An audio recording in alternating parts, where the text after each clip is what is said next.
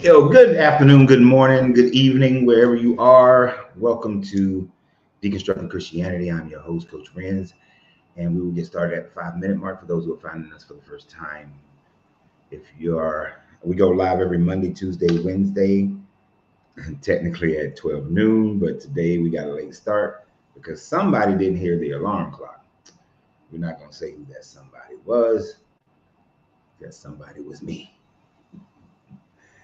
So, welcome to the show. Started late.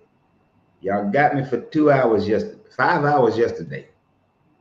That is not my norm. So if you saw yesterday's live that went for 5 hours, do not expect that to occur on a continuous basis. That's not how we do things around here. We don't go 5 hours. But I look forward to our conversation today. We had a very robust conversation yesterday. Very, very robust. So look forward to having a similar conversation, robust conversation today as well.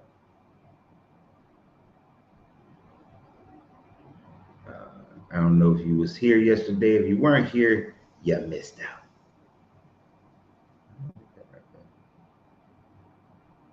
All right.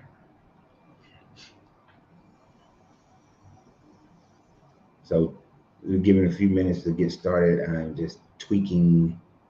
What is this thing called? The TikTok.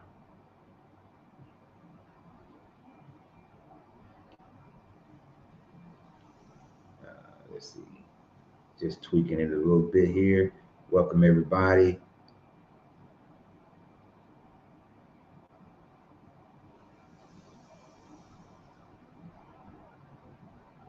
Yeah, that'll work. Let everybody get on here.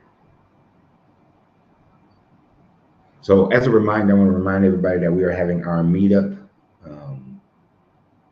in San Antonio, October 31st through November 2nd. Go to on the YouTube and TikTok. If you go, YouTube and Facebook. In the description, you can find the link that will allow for you to be able to sign up.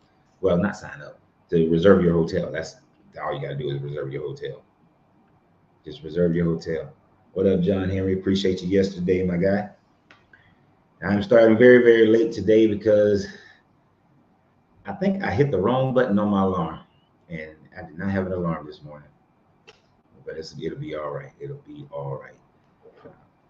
Today's conversation is going to be something that I enjoy having. We need 2 cigars. Yeah, whatever.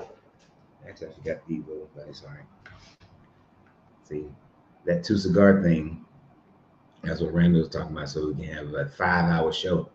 We are not expecting to have a 5-hour show today, sir. I'm going to put everybody where everybody can see everybody. So today we're going to be talking, initially, is going to start out about the Sumerian tablet, Sumerian scroll that has been recently translated and released, and how that relates to deconstructing and the mentality that people have towards believing in these religions, because even though there's a new Sumerian myth, all religions are myths, is what the conversation is going to be about today. Hold on, I need to grab something real quick.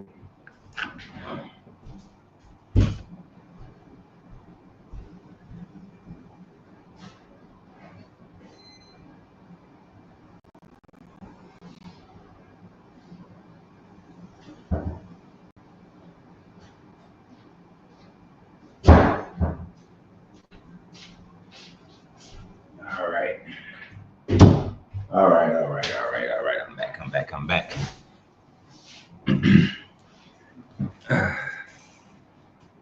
Good. So, also, I moved the date back, just a reminder as well. I moved the date back because of some changes that are happening, some family plans. The Exodus Greatest Lie Ever Told webinar will be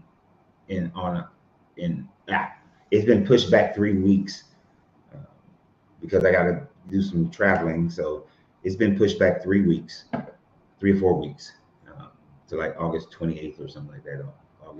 Somewhere around that time frame, August 18th or something like that. So if you want to go be on the webinar for that, that would be great. Just go to the link that's in the description of this video as well, and you'll be able to see it on Facebook and YouTube. All right. So I'm about to get started here.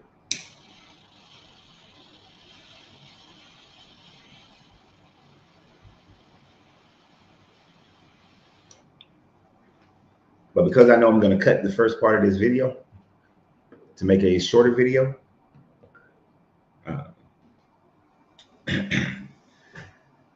it's a little difficult because usually I do like one. I can do anywhere from 1 to 3 takes of the videos that I put out. So we're gonna see how this goes. See if I can get a one take. See if I can get a one take on this video. All right, let's get it at the 6-minute mark.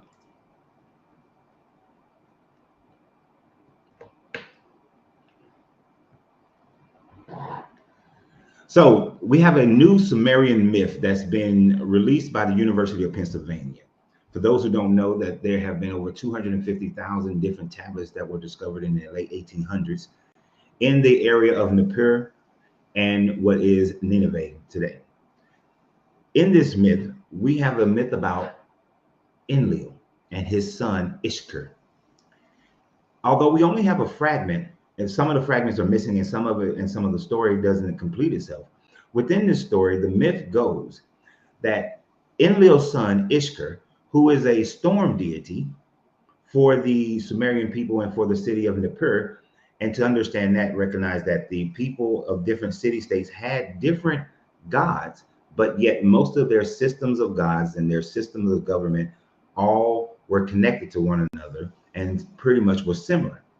So the people of Nippur and the people of other cities like Nineveh back in 2500 BCE would have still been connected to one another. So within this story, we have the god Enlil, whose son Ishkur, who is the younger storm deity. And the storm deity to these people were not that important because they were living along the Euphrates rivers and other river valleys. So they depended upon irrigation more so than rain because they didn't receive as much rain. So storm deities weren't that important to them. So Ishkur is out inspecting the canals of the irrigation that they've done with his multicolored cows. It mentions multicolored cows, but we have no idea what the multicolored cows are supposed to represent. And the reasoning, other than him inspecting the canals, is not told. That's that top fragment that's missing. So this is just where the story begins. So he's out inspecting the canals with his multicolored cows, and then somehow, some way, he gets dragged down into the underworld of Ker. Now, after he's dragged into the underworld of Ker, Enlil calls together a meeting of the higher gods. And in this meeting of the higher gods, he asks, who will go down and save my son? Who will go down and help my son? For some reason that is not detailed within the tablet and within the scroll, none of the other higher gods want to go down and rescue Enlil's son Ishkur. Now, I know some of you are going to draw parallels to other mythological stories. Let's all remember which of these stories are older. But then one character, bold and brave, but yet cunning, decides that he would go down and rescue Ishkur, and that is the cunning fox. And the fox is the only one who volunteers, not a god, not a demigod, but an animal, a beast that has the ability to talk, that has the ability to reason, listen, and understand, decides that he will go down and he will save Ishkur from Ker. So he goes, and he's offered food. In order to enter into Ker, you're offered food, and to eat the food, of course, in the Sumerian myths, which is similar to the Greek mythologies, and since the Sumerians came before the Greeks, we know where the story originates. If you eat of the food, then you have to remain in hell or Ker, the underworld. To them, it wasn't necessarily a hell, it was simply the underworld. So the fox accepts the food, but does not eat the food. And because he doesn't eat the food, and the story ends. We don't have the rest of the story. The assumption can be made that the fox somehow goes in and saves Ishtar, but we don't have that portion of the story. But with just a little bit of the story that we do have, it tells us actually a lot about the people's mentality, and how they viewed life. And I want you to think about the similarities of this that you will see with every other religion. And I also want you to think about the fact that we will easily call these stories myths, but yet people will believe in talking snakes, but yet this talking fox must be a myth. So in this story, one of the things that we can recognize is that the people of Nippur, the storm deity of Ishtar is not that important. He's a low-level god. He doesn't star in hardly any stories. This is the first story that he's the primary person in the story. But he's in this story as a lower level god, and he's inspecting canals with multicolored cows. This is because the people of that area were an irrigation people. So we can see how the importance of a god was determined on the lifestyle of the people who were worshiping the god. Now, if you think about that critically, you would think that the god himself, whomever a god is, that god should be worshipped based on their importance, period. But when we see that a storm deity in these irrigated lands is a low-level god, but then in the highlands or in the coastal areas of Mesopotamia and the Levant, the storm deity is one of the supreme gods, as we can see with the god Yahweh. For the Canaanite people who were living in the Levant, living in the highlands, who depended on rain and not on irrigations, the storm deity of Yahweh is a primary god. But when it is concerned people who live in areas of irrigation, the storm deity ceases to become a primary god because it doesn't hardly rain. There isn't that much rain, and irrigation is the primary way of life being brought to their community. So this is an indication of that throughout history, people have privatized their gods, and that their gods have been privatized to fit whatever the narrative is that is desirable for their style of living. Whether we're talking about the fact that if I want to have slaves, then my God will encourage slavery. If I want to dehumanize women, then my God will dehumanize women. If I want to genocide the Canaanite people, the Jebusites and the Hittites and any other of the Semitic people who are not considered to be part of the Israelite clan, all I have to do is make it where my God has made this determination. If I don't want you wearing mixed linen, my God will make that determination. So the privatization of gods is seen in this story in the fact that a storm deity should be at the level of whatever a storm deity should be if this was some type of true story. But because these stories are interchangeable and these stories are manipulable, you can manipulate each story, all gods fall under the realm of man and the men of the people of the time frame that they're living in. Now, one of the other things that we can see of the mentality of these people is that the fox has been sly. Multiple civilizations believe that foxes were cunning, and the fox is a cunning animal and has been seen that way for multiple people who are not even connected with one another, which demonstrates to us that people viewed nature and they made determinations based on nature. So in this case, where we see that the fox is considered to be cunning, and we can look at some other cultures who also deemed the fox to be cunning, we see man looks at nature and comes to similar conclusions or come to the same conclusion. And information does not have to be transferred in the same way that we can identify how other religions can be transferred, but just the simple fact that man tried to understand nature, and in understanding nature, he adapted godhoods. And in trying to understand nature, he adopted an idea of talking animals in a time long ago. In a realm beyond realms, animals were talking. So when the writers of the Bible, the Christian Bible and the Jewish Bible, decided that they wanted to talk about animals having voice, what did they say in Genesis 1? It talks about the fact that there were many wise animals, but the serpent was the most cunning. Now, have you contemplated ever the fact that it is saying that not only was the snake cunning, he was the wisest of all the creatures in the garden.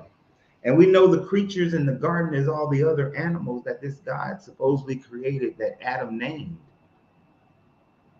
So what we have is societies believing that animals can talk. That when they were in the Garden of Eden, they were talking. When they're in this heavenly council with Enlil, you got a talking fox. That when he goes into the underworld of Ker, you got a talking fox who squirrels away his food. So talking animals was a believable thing to these people at that time frame, which is no wonder why they anthropomorphized animals, put animal heads onto beings.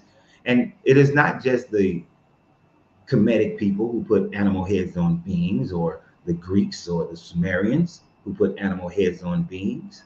But in your Bible, when you read Revelations, it talks about how there are a body with an eagle head. There's a body with lion's heads. So the animal-headed humanoids are in the Bible as well. So when a Christian looks at that and says, oh, look at them, they had a falcon-headed man. You got animal-headed creatures in your Bible. I believe in Daniel, you have a four-headed animal. You remember the cartoon He-Man and the one character called Manny Faces? I remember Manny Faces. Y'all remember Manny Faces? But he would switch his head around and had different heads. This is the same symbology that you have in your Bible.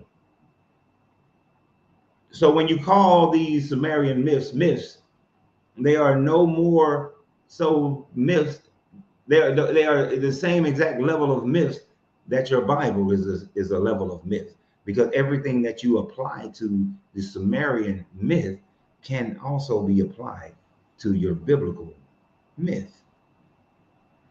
One other thing that we have to recognize, that I recognize from reading this story, is that since these people were people who didn't necessarily depend on the rain, but they understood that the occasional rain, the seasonal rains, is what help keeps the river flowing so that they can irrigate their lands and therefore have life.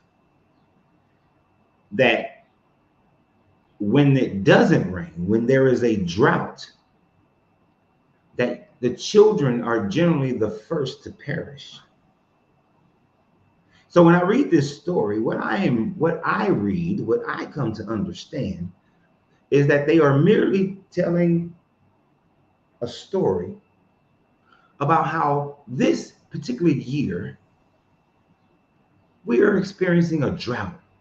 And because of the drought, the canals are drying up. This is why Ishkra is inspecting the canals, because the canals are, and then because he's preparing to rain and bring water to the river, but then he gets kidnapped into the underworld.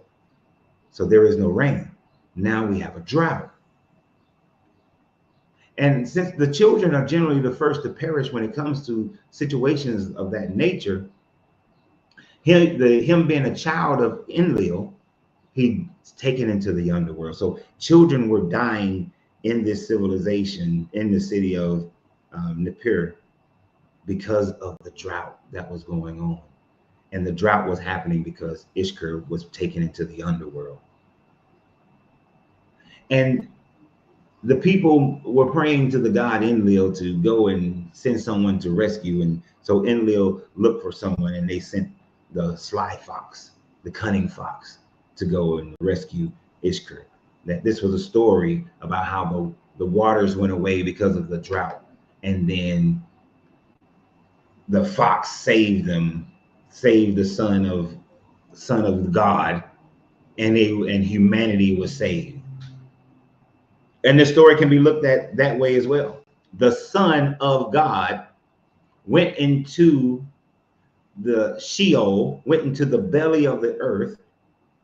Now, the story doesn't say how long he was in there, but then was brought back out, and this saved humanity. Sounds like a Jesus story to me. Now, because we don't know, many people who study the Greek mythologies will say that this is similar to the story of Persephone, that she goes down into Hades, she eats the food. That's why the fox squirrels away the food.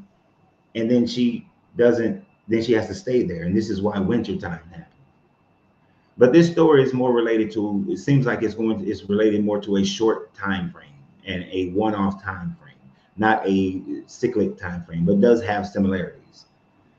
It also has similarities to how Ishtar, or Inanna, was also went into Hades and was there, into Sheol, into Ker, and was there for a while, and then came out, was resurrected out from the underworld. So when we get to the Jesus story about him going into the underworld after he is supposedly crucified, the Son of God going into the underworld is not a new story. It's not something that's brand new. It's something that's been told over and over again. It is a story that the people would have recognized and would have been common to them. It would be as common as when we go and watch a movie and we watch someone go through the hero's journey. You know that the person, whoever the hero is, will go through a time of emotional and mental trial and physical trial and seemingly be about to lose, but then something will inspire him to come and save the day. We can go to a movie and we expect that. We expect that to happen. When it doesn't happen, people are thrown off. Like when I was at the movies, since I'm a comic book nerd and I know how Infinity War should have gone. And when I saw that the Avengers lost, people who weren't comic book fans were pissed. They were like, what the hell? I was expecting it because I knew that Thanos did the snap. But for the people who are used to the same story over and over again, they were shocked. They were upset. That's how it happens. Because you're used to the same story. These people are used to the same stories. The Son of God going into the belly of the earth, going into Sheol, going into Ker, going into Hades. Hercules went into Hades and he rose up and became and is a risen savior of his people. The risen God, the risen Son of God, is a common theme. So it's an easy story to tell the people in and around 70 to 100 CE, the beginning of this story of Jesus. So I'll repeat for those who did not hear it in the beginning.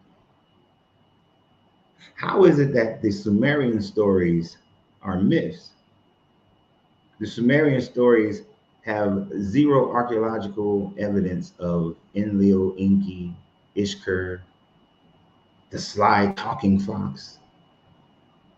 Has zero evidence of that story being true.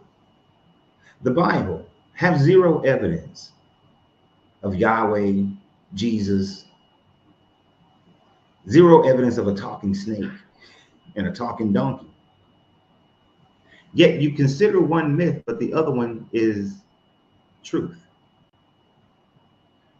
But when you measure them side by side, they are both equally myths. If you went by literature, there is just as much, there's actually more original and older literature of the Sumerian myths than there are of your biblical myths. For instance, the oldest writings from the Old Testament that we have are about 100 to 200 BCE, CE, maybe BCE. Those are the oldest writings. We have Sumerian tablets that date back 2500 BCE, 3000 BCE. These texts are older. These texts have been written in stone. Some of them, we do have some scrolls, but most of the things that we have are written in stone. So we know that they are authentic to their beliefs at that time. Your Bible has went through hundreds of edits, multiple reconstructions and constructions, thousands of doctrines, tens of thousands of denominations. Yet, you accept them as truth. Your Bible is far from truth. Your Bible has misinterpretations. It has various ways of showing that it demonstrates contradictions.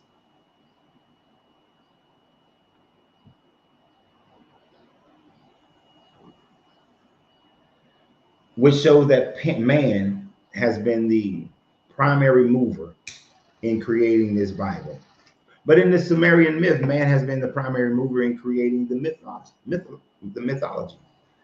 And it would seem that people of today would be able to recognize that here you have someone who created a narrative based on their gods of Enlil, Ishkur, his son Ishkur, and a fox, because a drought happened.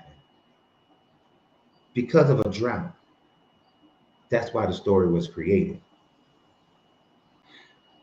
So because of events in history, whether weather phenomenon or wars or things of that nature, mythologies are created. Storylines are told. And over time, they become legends. There were multiple people that Josephus talked about who were preachers or Pharisees, high priest in first century Judea, whose name was Yeshua. Yet none of them are the Yeshua of the Bible. There's a little part here and there. One Yeshua has a brother named James. There's parts, but none of them performed miracles. None of them were the sons of God. None of them were any of those things. So based on what a few people did, a story was told, and then a legend was created, and now people believe it to be truth.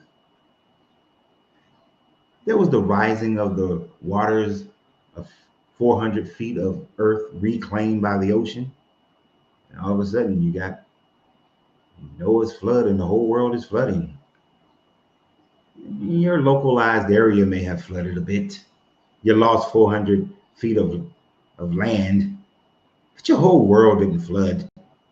But over time, it becomes an entire story. It becomes legend. It becomes myth.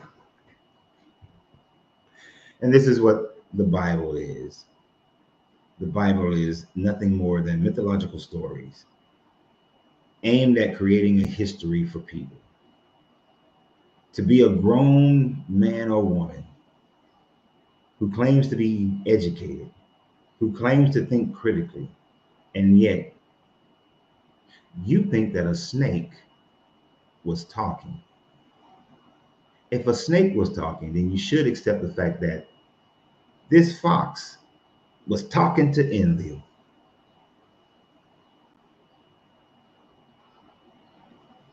So, to my Christians who are on here,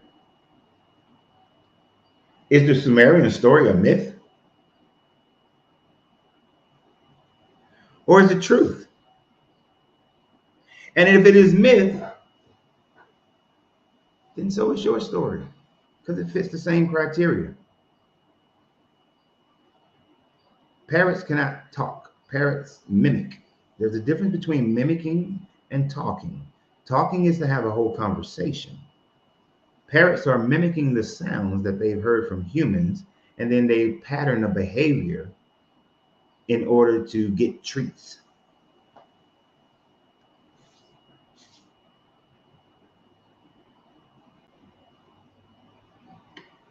So that was Patel wrote that one. Prove the contradictions in the Bible. One simple contradiction in the Bible is the fact that the birth story of Jesus, according to Luke and according to Matthew, are vastly different.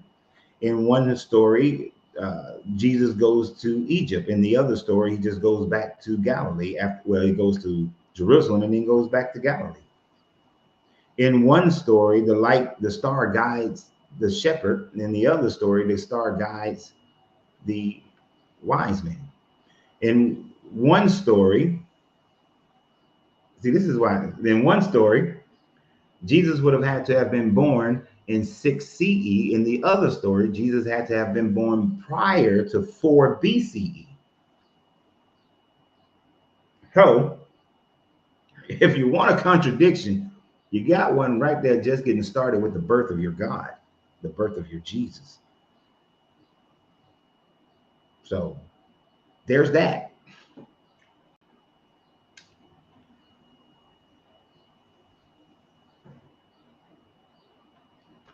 Now, Rupert said, a child will be born, a son given, whose government will be vast and peaceful.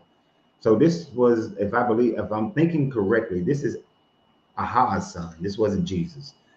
And if this was, and let's just say this was relatable to Jesus, Christianity was spread through violence, murder, rape, killing. Where's the peace in that?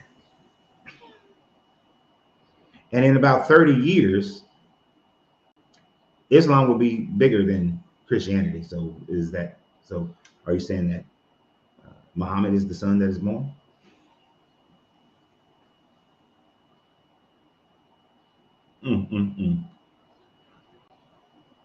I swear, people. No, I'm not falling for his stupid tricks today.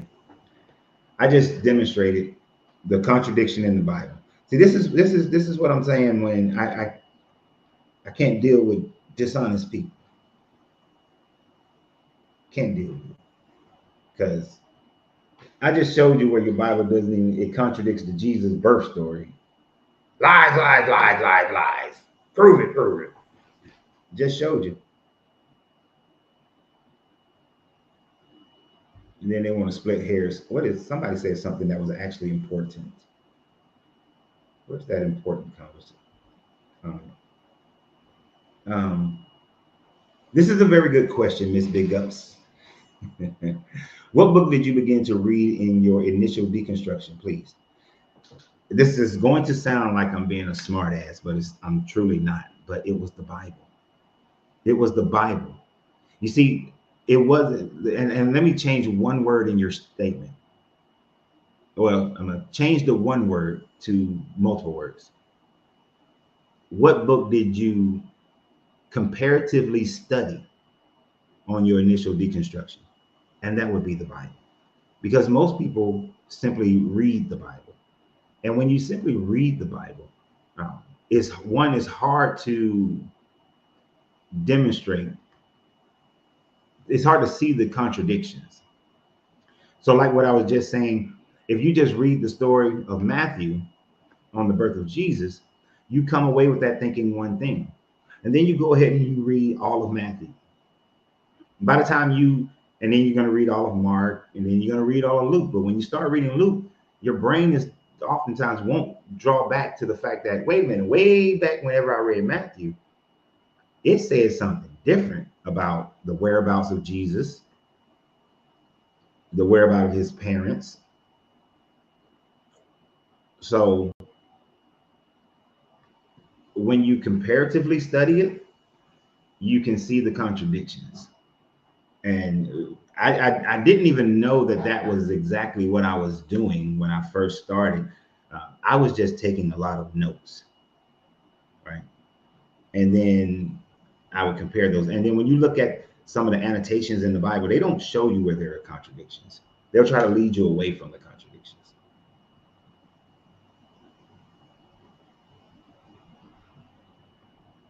And then then I started studying the history around it. I started looking at history of the people, history of the times.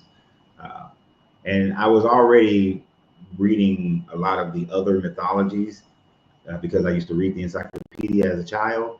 And that, so I just reading the encyclopedia, I knew a lot of the Greek stories. I knew a lot of the Kemetic stories. So uh, I started seeing correlations between the stories and like, that sounds familiar.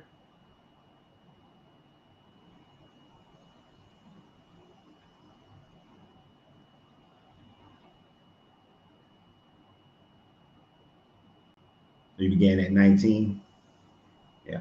And honestly, when I began my comparative study of the Bible, I was actually trying to prove the Bible. I was trying to make the Bible be real. I wasn't trying to disprove it, actually. I was trying to prove it. So, and it's just through that study. And I will say the ability to travel helps. The ability to travel, when you can go to Israel, when you go to Israel, when you go to, because if you're truly studying the Bible, you still have to go to Rome. You need to go to Rome. Uh, I know that doesn't sound right, but you need to go to Rome because there are doctrinal doctrines that you've been told that don't match up. And then you go to Rome, you're like, oh, that's some bullshit. And when you understand the history of the people, you start to see different things.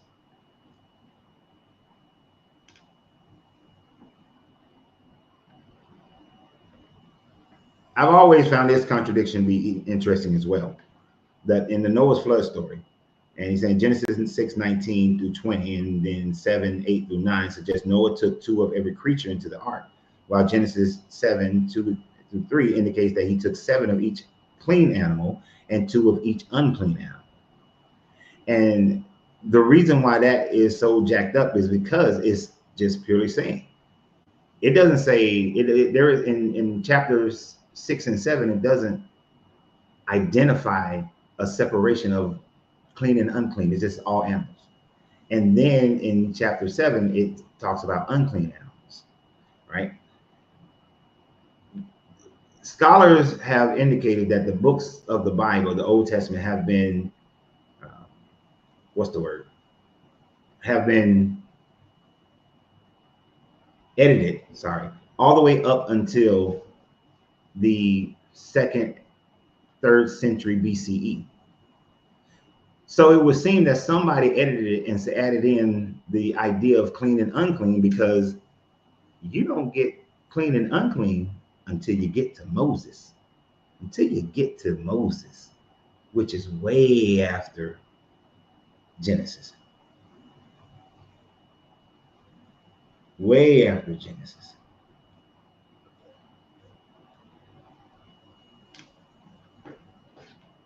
So, and the writing would indicate that. The linguistic archaeologists would indicate that there have been, that the changes that occurred within the Bible, that's how they know the time frames of the edits, is through linguistic archaeology. Different styles of writing, different use of different words, things of that nature. Use of words that weren't part of the language as much as they were in the past.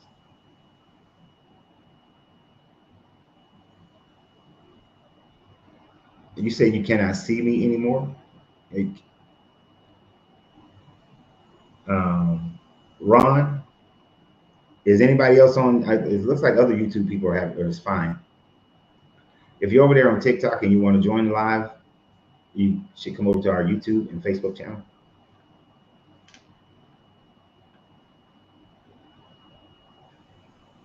So the Bible provides us plenty of contradictions, plenty of contradictions. But here's the thing. If God's word is supposed to be perfect, immutable, you only need one. Only one contradiction. Only one. If I prepared you a whole Thanksgiving dinner, do I need to poison all the food to kill you? No. I just need to poison one piece of food to kill you. Oh, Akush, he's rambling on about prove it. Although you can go read the first parts of, you can read the birth of Jesus in Luke, you can read the birth of Jesus in Matthew. Where does Jesus go? Where does Jesus go? See, he screams like a little child because he doesn't have, he knows he doesn't have any a leg to stand on. So he just screams as a little child. So, you know, like I used to do with my daughter Sydney when she was first came home, from 7 p.m. to 7:10, she would cry because she was sleepy and she didn't want to go to sleep. So after, I used to try to pet her and do all these different things. But then I realized I'm just gonna let her cry for about 5 minutes and then she's gonna fall asleep.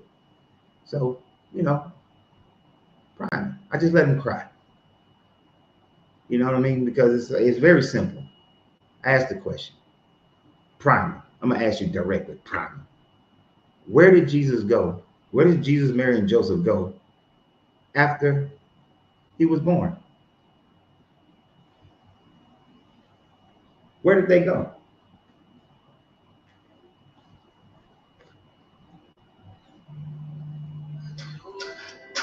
Why my brother be calling me? He know I'm doing my live right now. I'm gonna kick his butt.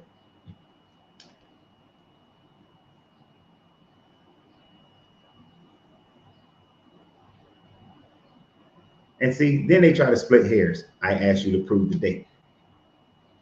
Where did Jesus go after he was born? He's born. Jewish tradition is that the mother and the child have to be sectioned off for 8 days. Well, for 8 days because they're considered unclean. After 8 days, they're supposed to go to the temple, do their sin offering to clean, so that Mary can be clean, which is give 2 pigeons, and then they go home. But where does the Bible story say they go in Matthew? Where does the Bible story say they go in Luke? Prove the damn date.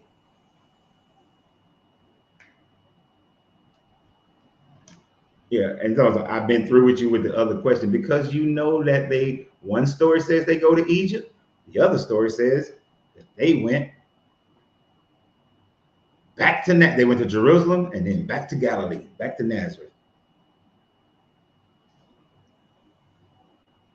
And as far as the date, Luke says that the sense that Jesus was born during the census of Quirinius, I hate saying that damn name, Quirinius, and the date of Quirinius's census that was done in Judea happened in 6 CE. 6 CE is when Quirinius' records were done, when his census was done. All right, that's in the Luke version. Matthew says that he was born at the time frame that Herod the Great was the king. But Herod the Great died in no later than 4 BCE. There's a little ambiguity as to whether he died in 4 BCE or 6 BCE. But at the latest, he died in 4 BCE. So if Jesus in Matthew had to have been born before 4 BCE, because that's when Herod the Great was alive.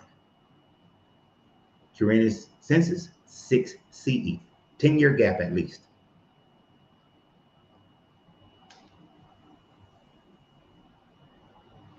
10-year gap. There is absolutely no way. You really just have to turn on the cognitive dissonance.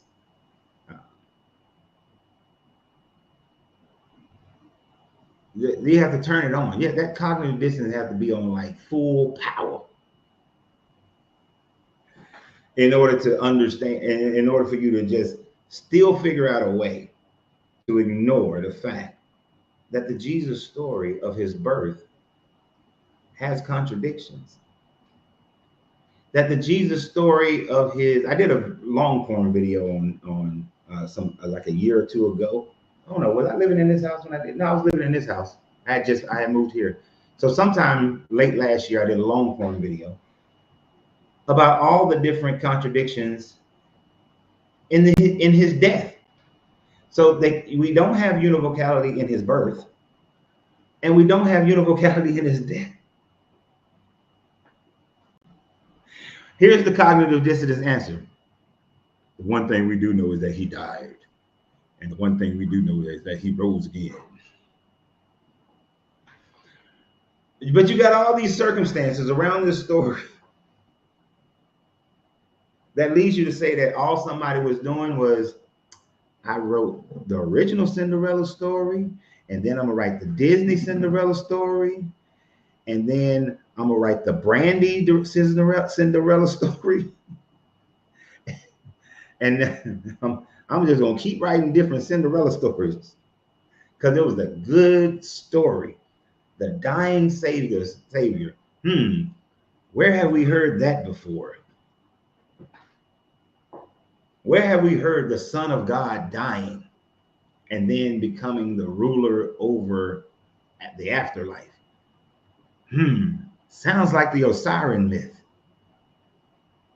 where Osiris, who is the son of Ra, who is God, dies by being tricked by his brother Seth, but he dies. But then his wife resurrects him so she can get some of that ping ping juice. And then he dies again after that to reign as Lord over the underworld, where at first it was being ruled by Anubis, but then Osiris comes in and he then reigns over the underworld. Well, yes, Rafferty. Thoth, Isis went and gained Thoth help to bring him back. So technically, you're right. Thoth brought him back. You're technically right about that. But don't write in all caps. Don't write in all caps. That means you're yelling at me. Don't nobody yell at me. So, plus, it's hard to read. That's the main thing. It's hard to read when people write in all caps. Especially if that one sentence is fine, but whole paragraphs, can't read that. Well, I don't like reading it that way. But Raffi is right. It was Thoth who brought him back.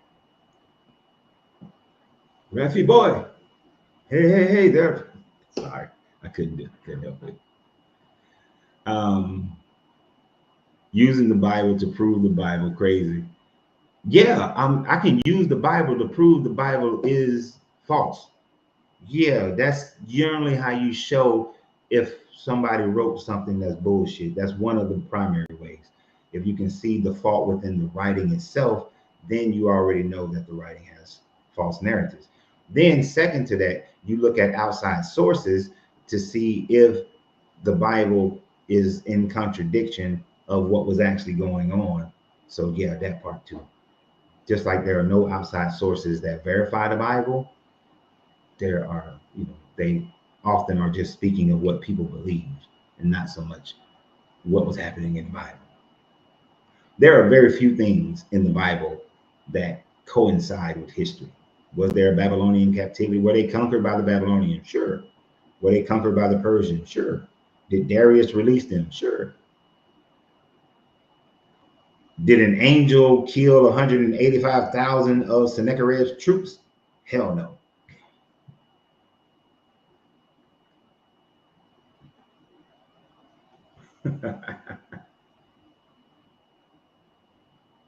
So, what we got on here?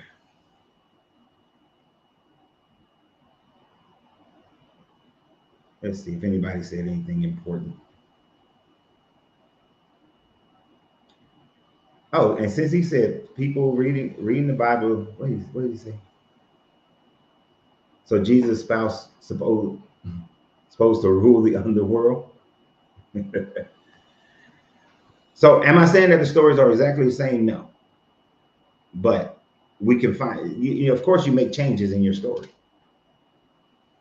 But he did go into the underworld, according to the story. He went into the underworld and preached to the prisoners, according to First Peter, but went to Abraham's bosom as well and brought out all the saints. So that's some serious levels of rulership. That's like a man walking into this house right now and just taking what he wants and I don't do shit about it. Took me a minute, but I saw them, the discrepancies and contradictions. But I'm still, but I still am yet to read. Oh shit! To read about the Anunnaki. When you read the Anunnaki story, just go ahead and realize that there are a bunch of different stories, and their stories have been told for millenniums. So, depending upon which city state that the story is coming out of, you are going to find variances.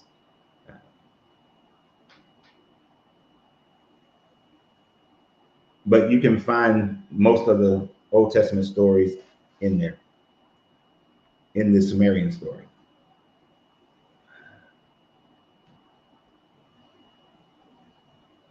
What up, Hurricane?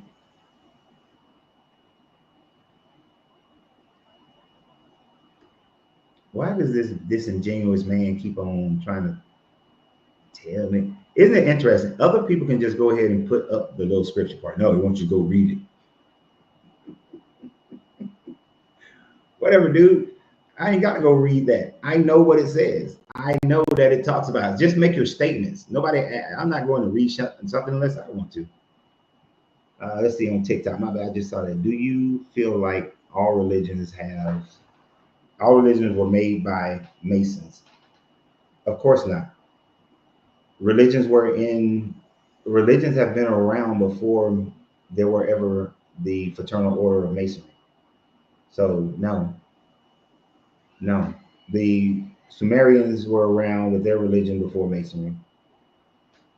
I believe Masonry came out of Egypt. But Masonry was around, I mean, religion was around even before the Egyptian Masonry. So no. There was no Masonry in the Americas when the Native Americans had their religions, or in the Aztecs had their religions. So no.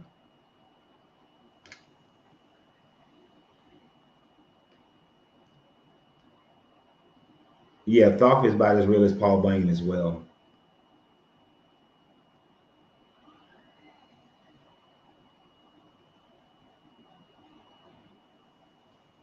Now, Rafi boy,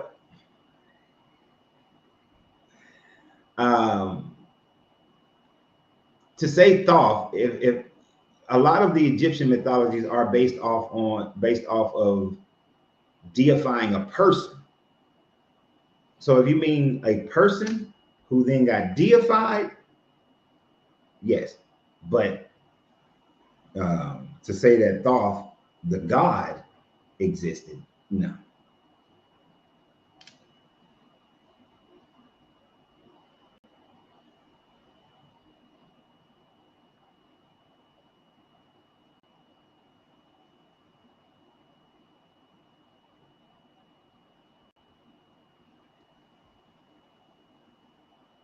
And Freemasonry did not evolve from Thoth into Hermes Trismegistus. Thoth evolved from Hermes Trismegistus because the Greeks, when they conquered Egypt, they did the Hellenistic thing and merged the gods together, merged Hermes and Thoth into one god, which is what Hellenizing an area is, what that means when they conquer somewhere.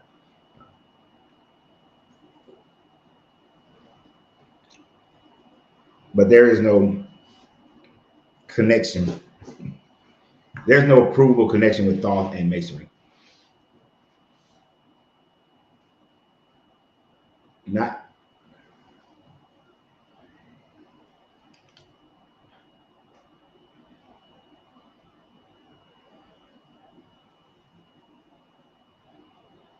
Now I saw that somebody was saying that the contradiction. So contradictions in Genesis 1 and Genesis 2, the differences between those stories, do lie in contradiction with each other. But you have to one thing to recognize that those were two separate creation stories written by two separate authors, right? Genesis 2 was written before Genesis 1. This is why there is the concept of the J text, the P text, the E text, and the D text. So you got the Elohist, which is the E text, the J text. Shit, I forgot who the J text is. The D text is the Deuteronomist. The P text is the priestlyhood. I forgot who the J text was.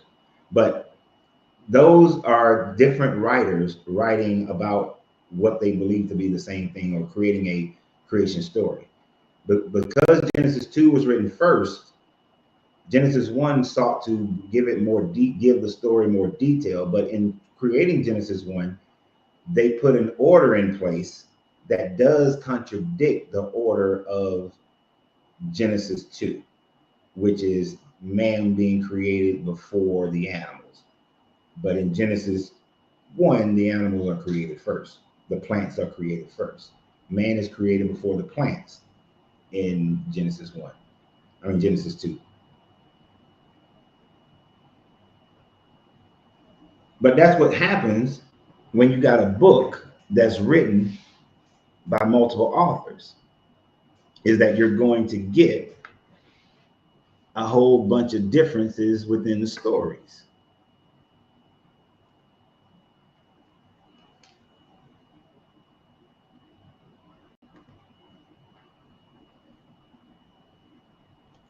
How do you define the word myth? It's not something that never existed though. I define myths in the same way I would define a legend.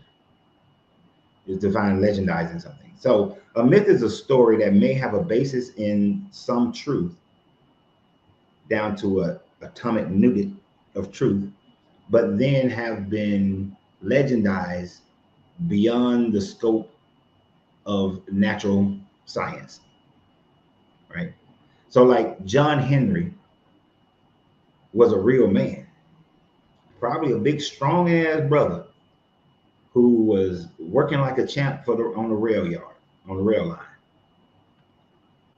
But then his story got legendized into the idea of him beating a steam engine through a mountain and going through the mountain faster than a steam engine. The stories are also what makes it a myth, is that it is designed to tell a story, kind of like how a fable is designed to tell your story, to get a message out of it, right? And so the John Henry story is really about people losing their livelihood because of innovation. The industrial age was coming, so the John Henry story was legendized to show how the steam engines and steam this and electric that was going to take away people's jobs. And just like how John Henry died at the end of the story, it was going to kill people. So legendized mythologies, fables, they're designed to tell those stories, to create narratives like that. So these stories, some of these stories may have, and because you got to remember, books like the Bible, and Bible is a collection of books, right? A collection of books. So like downstairs, I can claim that I have what's his name? I always forget that damn man's name. But I got a lot of books about the Anunnaki, written by the same author, whose name is falling out my head. That's a Bible, because it is a collection of books written by this author. But it doesn't all have to be written by the same author. But I have a collection of books written by on a subject matter. That's a Bible. So remembering that the Bible is a collection of books written by multiple authors over thousands of years, you are going to have the stories elevated and changed and mythologized, romanticized. There may be some little pieces here and there that are true, but most of it is going to be legendized.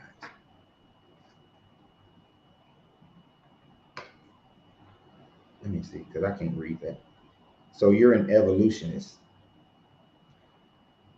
I think that evolution has a stronger case than the biblical case. Yes, much stronger case. Until we find something else, some other factual information that demonstrates something different. This is what somebody asked me on TikTok. Then yeah, I'm gonna go with that one.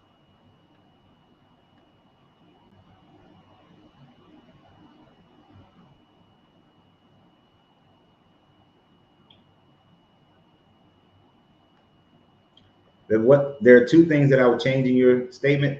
Mythology came about because men couldn't understand nature, so they took the little that they could understand and created their own story, which is the same thing that your Bible does. Your Bible doesn't understand the nature of man and why man kill, why men steal, why men do all these heinous things. So, you know what, God, let me tell you a story. See, back in the day with Adam and Eve, it was in the garden. And I don't like my wife anyway, so let me tell the story. And then my wife, and then the woman who, was made for man to be his helpmeet, she wasn't helpful. She went off and did the thing that God told her to do. And then evil came in the world because of the woman. That's why I don't like your mama. And so yeah, and she listened to a talking snake. Yeah, she sure did.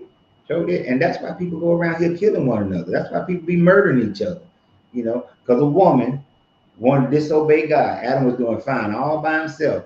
God thought he needed somebody. He didn't need no damn body. He didn't ask God for nobody.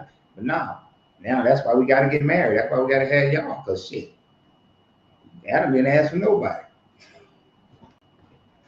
The Bible is just as much mythology, trying to describe why things happen in the world, as as any other mythology.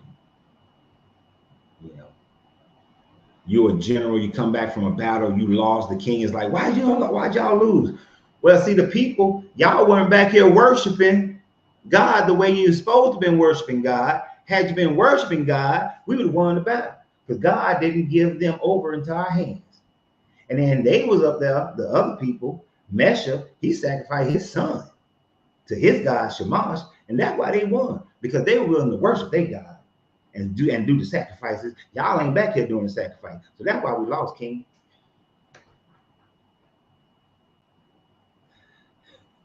You can find that in 2 Kings and the Mesha stele. See, that's what happened. Make that video. You know what? That would be an interesting type of video to make.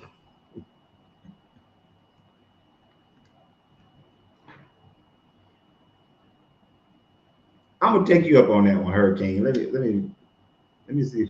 What was that, Hurricane? Who said that? Who said that? Shit, I done lost it that fast. Yeah, Hurricane said that. Okay, I will make that video. I'm gonna make it just like that.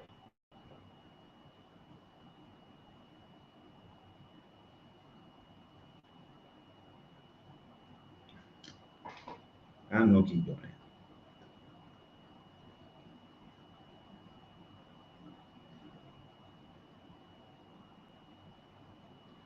Well, Jesus doesn't have any core. How did you say Jesus doesn't have?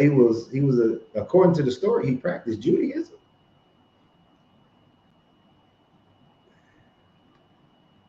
Ain't none of that Bible true text, JB. The story of Jesus, the Hebrew stories. So, JB, do you believe that there was a worldwide flood? I gotta ask that question.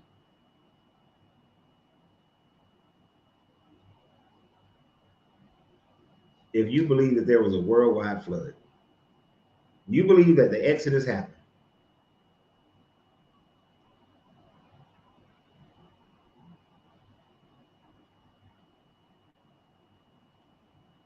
Oh yeah, God do. He loved them savory meats. He loved the savory meats. Love it, love it, love it. Shoot. According to the story, Noah, he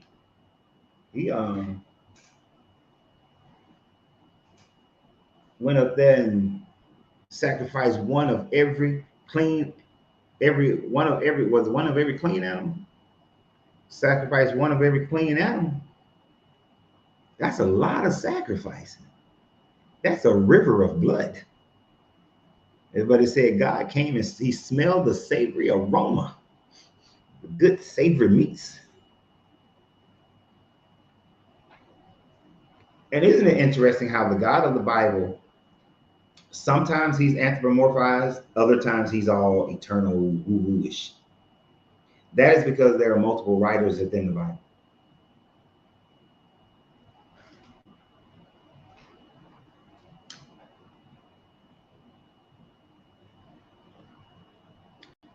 Jesus is not God's son. Okay, I can agree with you on that one. But my question was, do you believe, since you said, right, and he didn't come in his father's name, that's a whole nother problem with the Bible, claiming that Jesus is supposed to come, this Messiah is supposed to come from the line of David. And since Joseph didn't put none of his, ping ping juice in Mary, in her poom poom, according to the story, Jesus can't be the Jewish Messiah. I can agree with you on that one. But I'm asking JB, do you believe, you said the Hebrew text is the truth?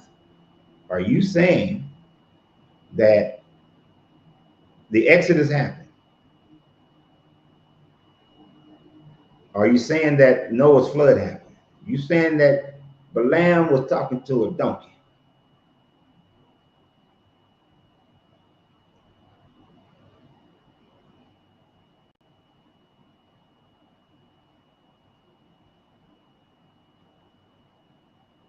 This is Rupert. The Exodus did happen. If you know the history of Egypt, you will know what they did with history that didn't go their way. They made it disappear. Here's the thing, that's a cop-out answer, and I'm gonna let you have that answer. But it's a cop-out answer, and this is why that is a cop-out. If something to the enormity of the Exodus happened, there would be archaeological evidence of the Exodus outside of Egypt. Yet there is none. If the Exodus happened, riddle me this, Rupert. How can you leave Egypt to go to the promised land, yet the promised land at the time frame of the Exodus was controlled by Egypt? Make that make sense. You see what I'm saying? It doesn't make any sense. Didn't happen. Just didn't happen.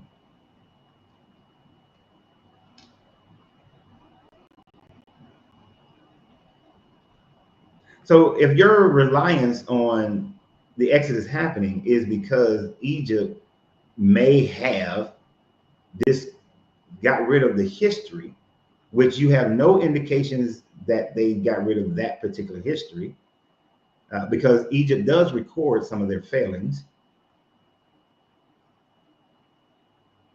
then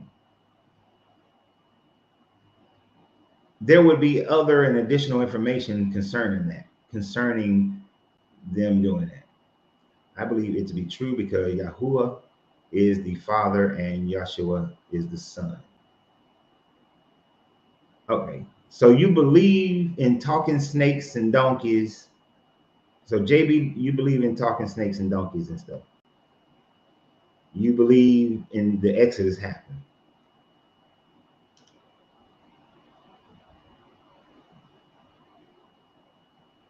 And what does Ethiopia always being independent have to do with them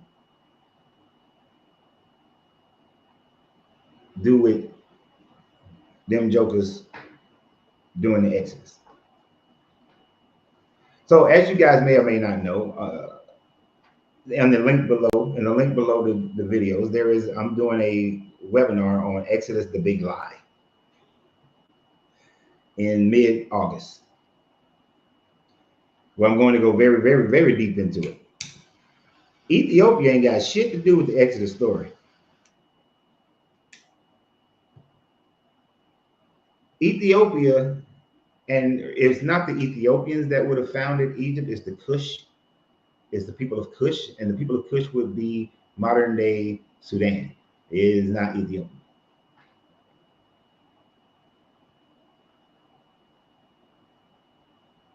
So now we got about an hour left. Y'all ain't getting me for no 5 hours today. I'm telling you right now. So, and for those on TikTok, you got to go to YouTube or in order to get the link. But the doors of the church are about to open. I can already tell you there's one person who I don't care if you try to come up, you ain't coming up because I can't deal with you more than once a week.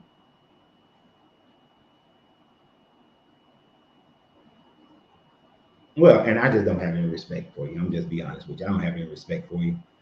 You can't be truthful, so I just don't have respect for you. Some people was a mass empire. Same people, it was a mass empire. What made up history are you talking about, Rupert? Click on the link, Rupert. Please click on the link. Because I don't know what funny history you reading.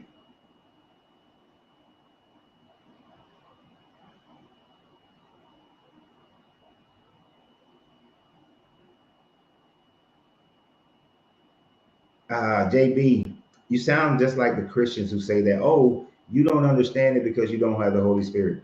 Some things don't need to have some kind of spirit. If things need to have a spirit to be understood, that's a failing on your God's plan. Because you want critically thinking, there's no evidence of the Exodus. The flood story is a copy of multiple people's other stories. There's not enough water on planet, above the planet, below the planet to flood the earth.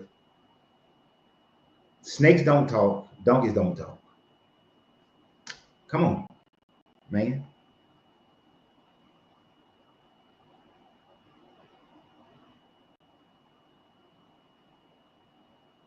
And this whole the true name Yah, what does that have to do with a talking donkey?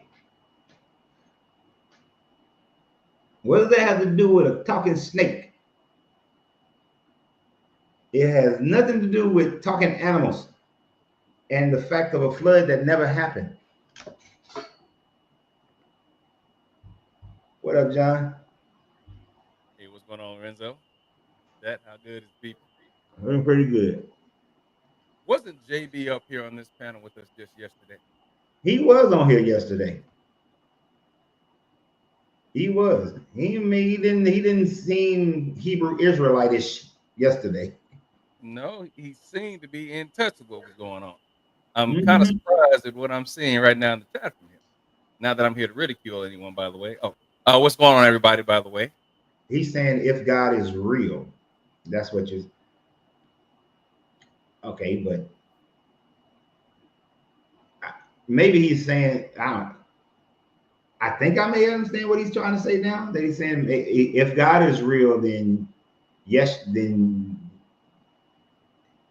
the Jesus character ain't got nothing to do with the God of the Old Testament. Maybe that's what he's saying. If he was real.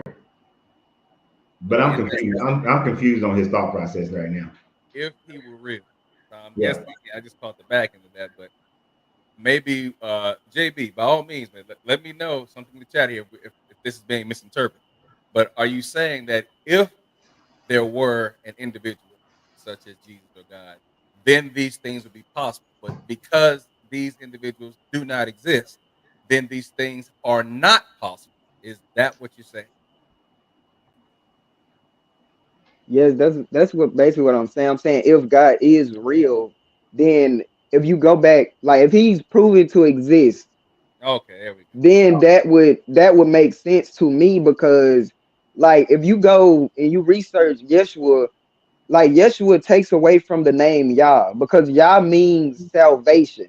So if all these stories are real, like y'all said, if all of them are real and they're proven to be existence of a God, then that would be the truth if we go and read his his true heritage and his true name. Like if they proved it, then yes, that's all I'm saying. That's Okay. all I'm saying. Okay. I'm I get not. what you're saying. Yeah, Because that's all I'm saying. right. That's why I said that if the Old Testament was real, then Jesus would not fit as being the Messiah for the Old Testament God. And that's what I try to get people to understand. Like that's why I post a lot of stuff on the names because like if you really look at the name, they always trying to translate some or transliteration something. So like that's my big point. Why is it so many translations or so many, different texts wrote by different authors? And then the stories don't make sense because I used to also think the way y'all think, and I still do think that way because like how can a how can you believe a donkey can talk? You can't even understand the donkeys on this earth. Yeah, Charlemagne the God. Now that's a talking donkey, right? you can't because I can go outside and say my dog name, which they gonna understand me, but we can't understand them. You know, like we can't understand what saying. So it's kind of it kind of makes sense what y'all saying.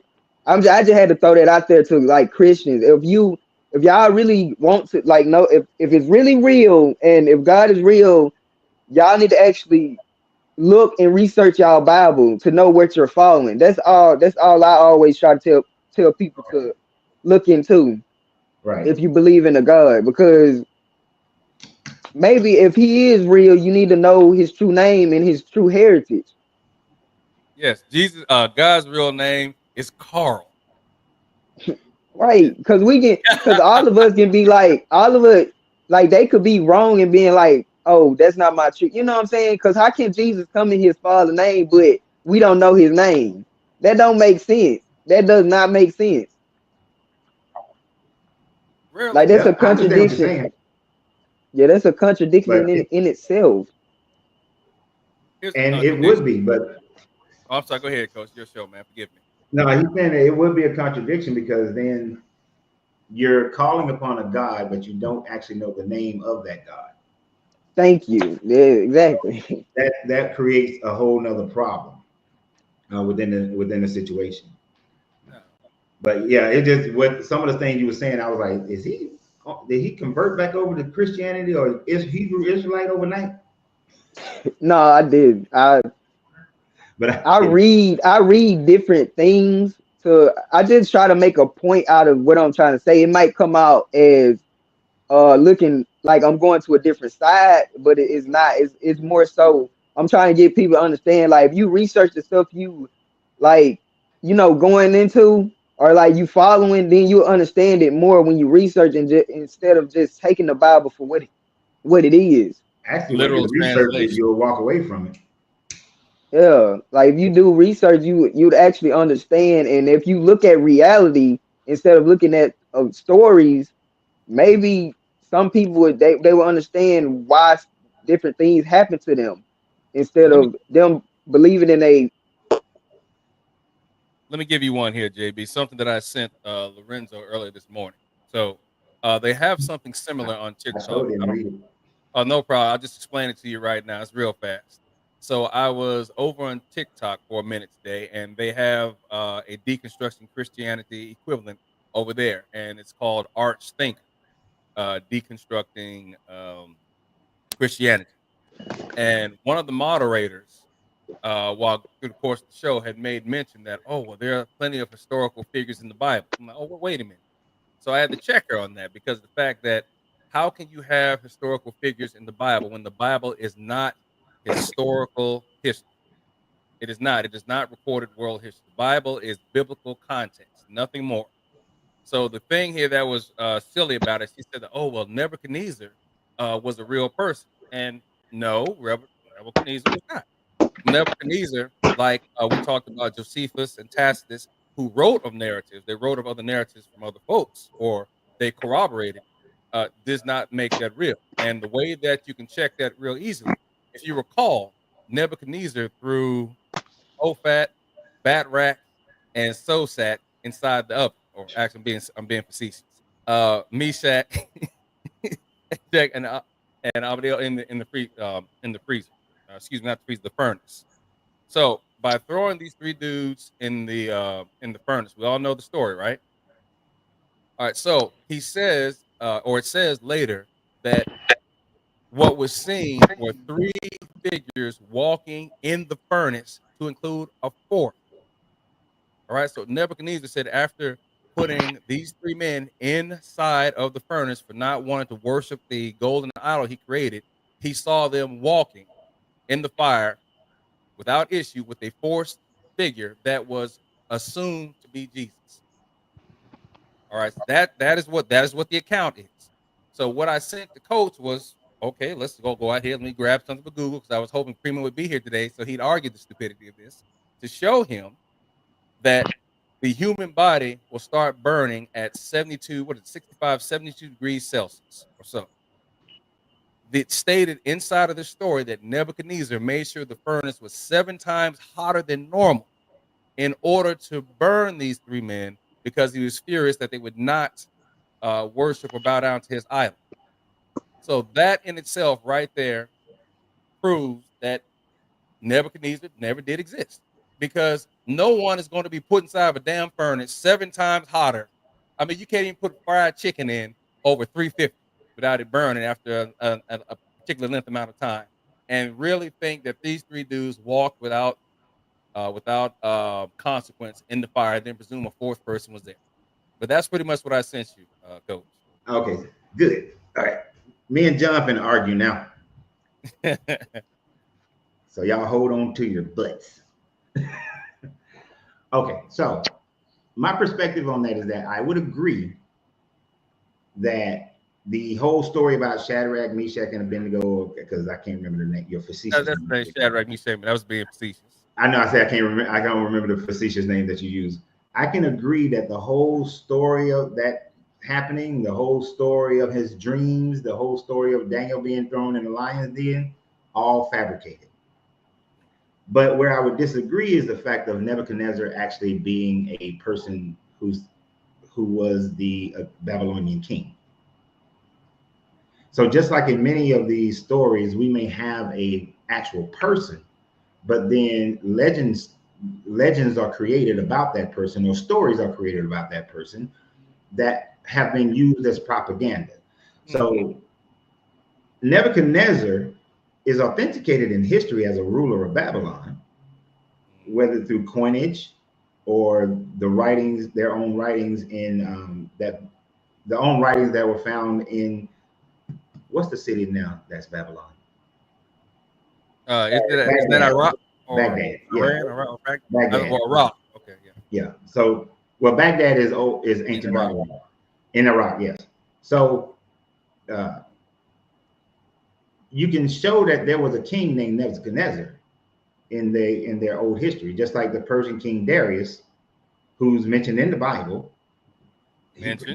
Darius was a Persian king. He fought against the Greeks. The Greeks talk about their wars against him, right? And you know how they whooped his ass eventually. But then the storylines surrounding them is where the myth starts to come in, the legend starts coming. And in this case, you got people who were writing this story about Nebuchadnezzar during the time frame after they were freed by the Persians. And so they write this narrative to give their people hope as propaganda against that former king. In the same way that George Washington existed, right? Yeah, first person to count. Right. First, did he chop down a cherry tree and said, "I cannot tell a lie, I chopped that tree down"? That part I don't think anyone has ever proven. I have to go back and verify. I can't say right now because I fall short in remembering that. So I have to go back and look. It's been proven that his campaign manager spread that story for his election to show that he was just this super honest guy from birth. He's virtuous. And the campaign manager was also, if you got deep into it, his campaign manager was actually trying to convince him and the Continental Congress to make him king of America. But he turned it down. Right. Because so, that's the whole reason they left. That part. It was the whole, yeah, that part. That's the whole reason they left. So there are some people that are mentioned that are real people that they then 100 years later, 200 years later, they're creating propaganda, just like Tacitus created the propaganda against Nero, that he was burning Christians to light his garden, right? Nero never burned Christians to light his damn garden during the fire of Rome. But Tacitus is writing this about Nero because Vespasian and Titus got him writing negatively about the Julio-Claudians. So it's propaganda. So that's where we're going to differ on this one. I mean, I can understand that because there's no real argument per se about that. But the thing I always tell people is that when you look at where you get your information from, the like where we're talking right now, you have a computer, I have a computer. My background also is IT. I own a small IT company. I've been in IT for about almost 30 years or so. So that's where I come from. Routing, That's the switching, devil. collaboration, the whole deal. That's the devil. Yes, sir. I control the devil, people. Woo. So the whole thing here is that your computer and my computer, we can share information, and then it connects to a larger computer that we'll just call the root server. And in that information, that these multiple pages that we go to, it knows how to get to these pages. But these pages are based on information. And the problem is that in many cases, the information that we are excising or accessing, nowadays we have a lot of disinformation and misinformation that is not either excised, but then again, what people fail to realize is that there has been information out here for 20, 40, 50, 70 years that has not been properly excised. Therefore, we have accepted that as being information. Hence, I'm saying right now, the Bible. Right. My questions I was asking yesterday, outside of the Bible, per empirical evidence, proven world history that Jesus walked on water. Now, notice when I said prove a man walked on water, Prima said, "Oh no, I have not seen anything." But when I changed it to Jesus walked on water, oh no, no, no, no, that's a lie, that's a lie. Then all of a sudden, it changed. The perspective changed. So that's why I'm saying that when you look at it in the concept of Nebuchadnezzar seeing three men that he put into a furnace walking with another image, the question is, do you believe that that really happened? In fact, no, it could not happen. It's like the same thing. Jesus walking on water, feeding 5,000 with 5 loaves of bread, 2 pieces of fish, rising from the dead. All of that Bullshit. null and voids the whole deal. So therefore, why would Nebuchadnezzar be considered to still be a real person? If you saying that, oh, he put 3 people in the fire and he saw 3 folks walking around with the fourth, and it looked like it was Jesus walking with them. So that's what I'm saying, the invalidation of the entire thing. So is it possible now? Because again, I shared this with you and staying with your concept that if a guy named Nebuchadnezzar did exist, was it this same Nebuchadnezzar that supposedly put 3 men into a furnace and therefore he watched them walk unharmed with a fourth being the profile silhouette of Jesus? That's all I'm putting out there. I get what you're saying. Yeah, that's I that's understand that's what all you're I'm saying. saying. Yeah, because I study a lot of archaeology, I can see where we got sufficient evidence that these people existed, but then some of the bullshit around them, not so much. Like Alexander, the Greek. We know the man existed. We got coins minted during the time frame of his reign, other writings, other items during his reign. What if he did have a special birth, and all this kind of other shit, the son of a god? Hell no. Alexander. Oh, hell no. No, he went to the Zeus Amon. But again, that's risen happened. Ptolemy, how you want to put it, the first Soter, one of his generals, the first white pharaoh, as I mentioned yesterday. No, these are they are real people. However, Serapis was not a real, well, in a sense, he was a fictionalized version. But no, there was no God. He was not a god. He wanted to be deified because all the other pharaohs were considered to be deities or gods, small g, as they say. Yeah. But yes, Serapis is what came of Ptolemy, or excuse me, we'll just say Ptolemy because that's how we do it in the West. We eliminate letters. Ptolemy wanted to be deitized, and they created coins. They created the bronze statue that was then usurped as being Jesus. If you have to look up the bishops of Christ, the the term Christian was used before Jesus, because the followers of Ptolemy, or should I say Serapis, were called the bishops of Christ. Mhm. Well, a lot of people don't know that, and if you say that to one of these hardcore Christians like Pedal down here talking crazy, oh no, that never happened. Yes, it did. That's the whole reasons I mentioned yesterday. I don't know. Did anyone ever bother looking up Eris? Did anyone look up Arius yesterday? I think I Eric, did look up Aries, but I have to re-look it up again because Constantine did order Aries to be. Let me look it up again because I don't want to say the wrong thing. But yeah, he he did. didn't order Arius to death. He was banished for He 11 was, years, but he burned the writings of Yeah, Arius, so there he would be did, right. nothing to conflict with the edict that he had put out, countering anything about Jesus. if y'all watch all my videos, all 4,000 of them, you would know a lot about Arius and the whole Council of Nicaea and Constantine's big lie. Yep. Council of Chalcedon, all Yeah, the ones in order that lead up to where we are right now. Most people think that everybody had Bibles back then. No, the yeah, first no, printed Bible was in 1455. The very first that was created was the Guggenheim, or I don't know why I see can The Guggenheim, first but what? the first Bible that was printed in Oh, that 1455. was through the printing press. That was the Yeah, Gutenberg Bible. I don't know why. Guggenheim, the museum or The whatever. Guggenheim's Museum. Yeah, Yeah, I the keep saying Gutenberg Guggenheim, Bible but was the the first Gutenberg. Bible that was machine copied. Yeah, the very first Bible where everyone had access to it. Otherwise, what you had were people just taking the word of the clergy. Because again, commoners were not allowed to have the Bible, because now you have people thinking for themselves and allowing to formulate their own thought process. Now, what kills me is people think of the forbidden fruit being an apple. Excuse me. The forbidden fruit was actually knowledge.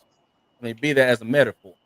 Therefore, the church did not want anyone to have the knowledge of what they're putting out other than themselves, lest it be challenged. Hmm. And that was one of the problems that the papacy had with King James, which many people don't know. The papacy tried to, and not that I'm giving King James any credit, but they tried to assassinate the man and his scholars so The that man he had had wouldn't put it in, so that he wouldn't put it in English and separate from the Catholic Church. And it was all, and so the King James Bible is really just a propagandist power play that was happening in the European theater, because James was like, I don't want the Pope to have more power than me in my country. He wasn't trying to give the people the information.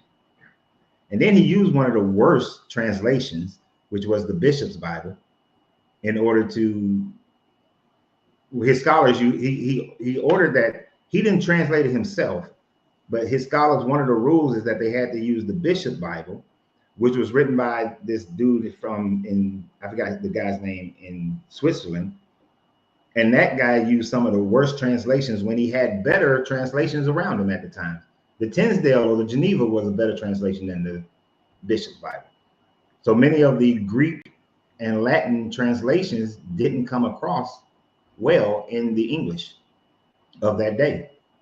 And of course, the Catholic Church, the Jesuit, then came out with their own King James Bible, which is what your NIVs and all those are translated from.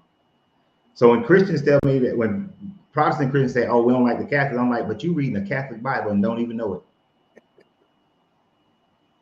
Right, right. But there's a lot of information that people don't really think about when they are believing in these stories, because they don't understand the histories and the politics and the cultures around them. And Agreed. without that, you're pretty much lost without that.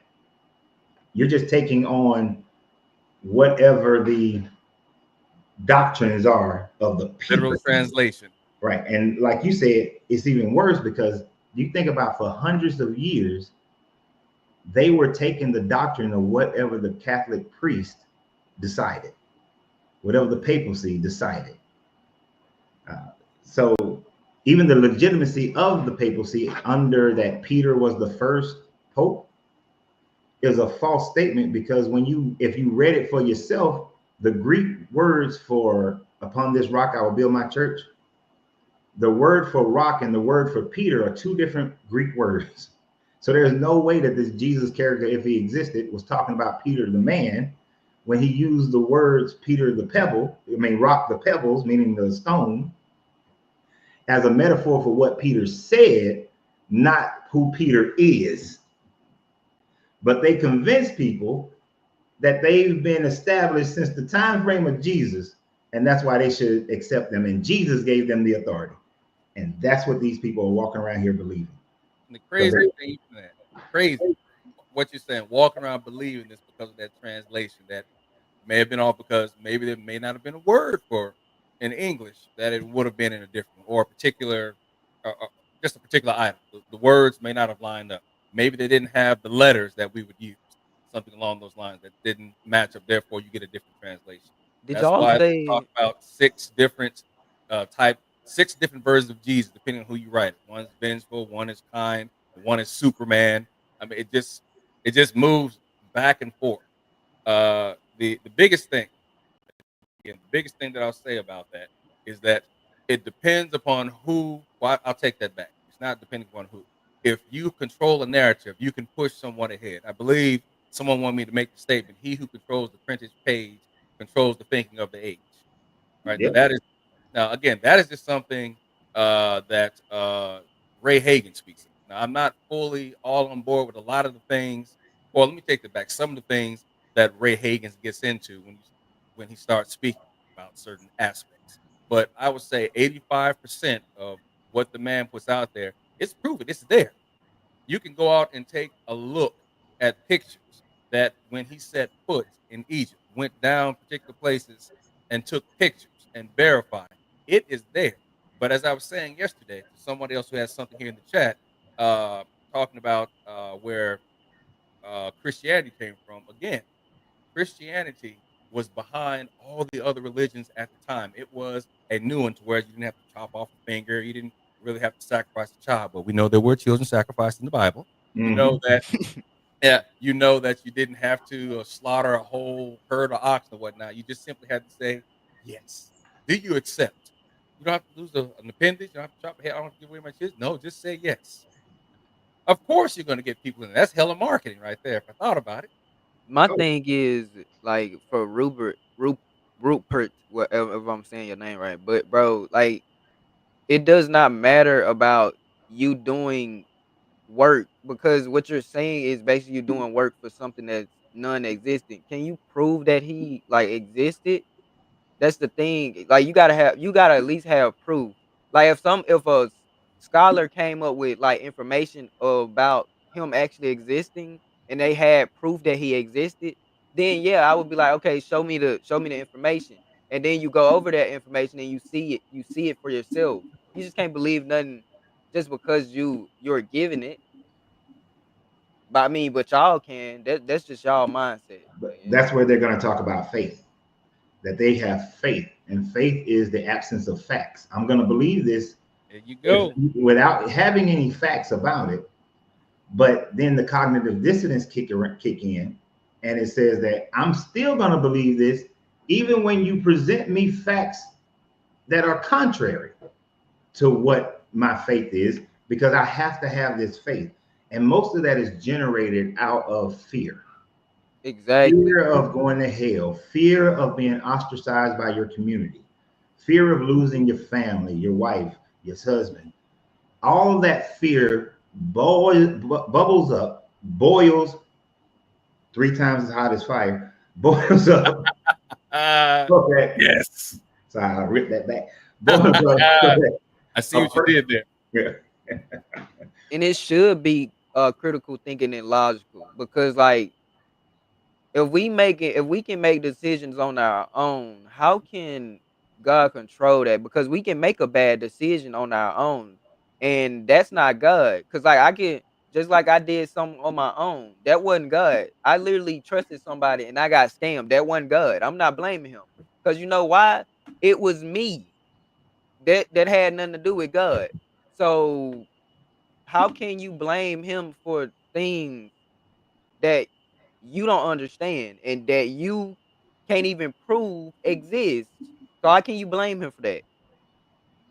You can't. Like, Most you people can't. want to do that because they don't want to take accountability for their actions. Therefore, there Exactly. must be another reason to say that this failed. Oh, well, because you didn't follow. Wait a minute. Oh, because you didn't follow God's plan. That's why it happened the way that it did. Understand, His plan is the way, the truth. Bullshit. Stop this. Like, stop this, people. This man got sound effects. I got a whole Yes. sound effect machine over there, but I ain't figured out how to make it work yet. That man got sound effects. Oh, don't you know? I tell people I ask this question right now, folks. Do you love this black man? Do you love this black man? But again, you got to rely on reality. Like, you have to. You can't rely on something that you can't prove. You got to be able to prove something.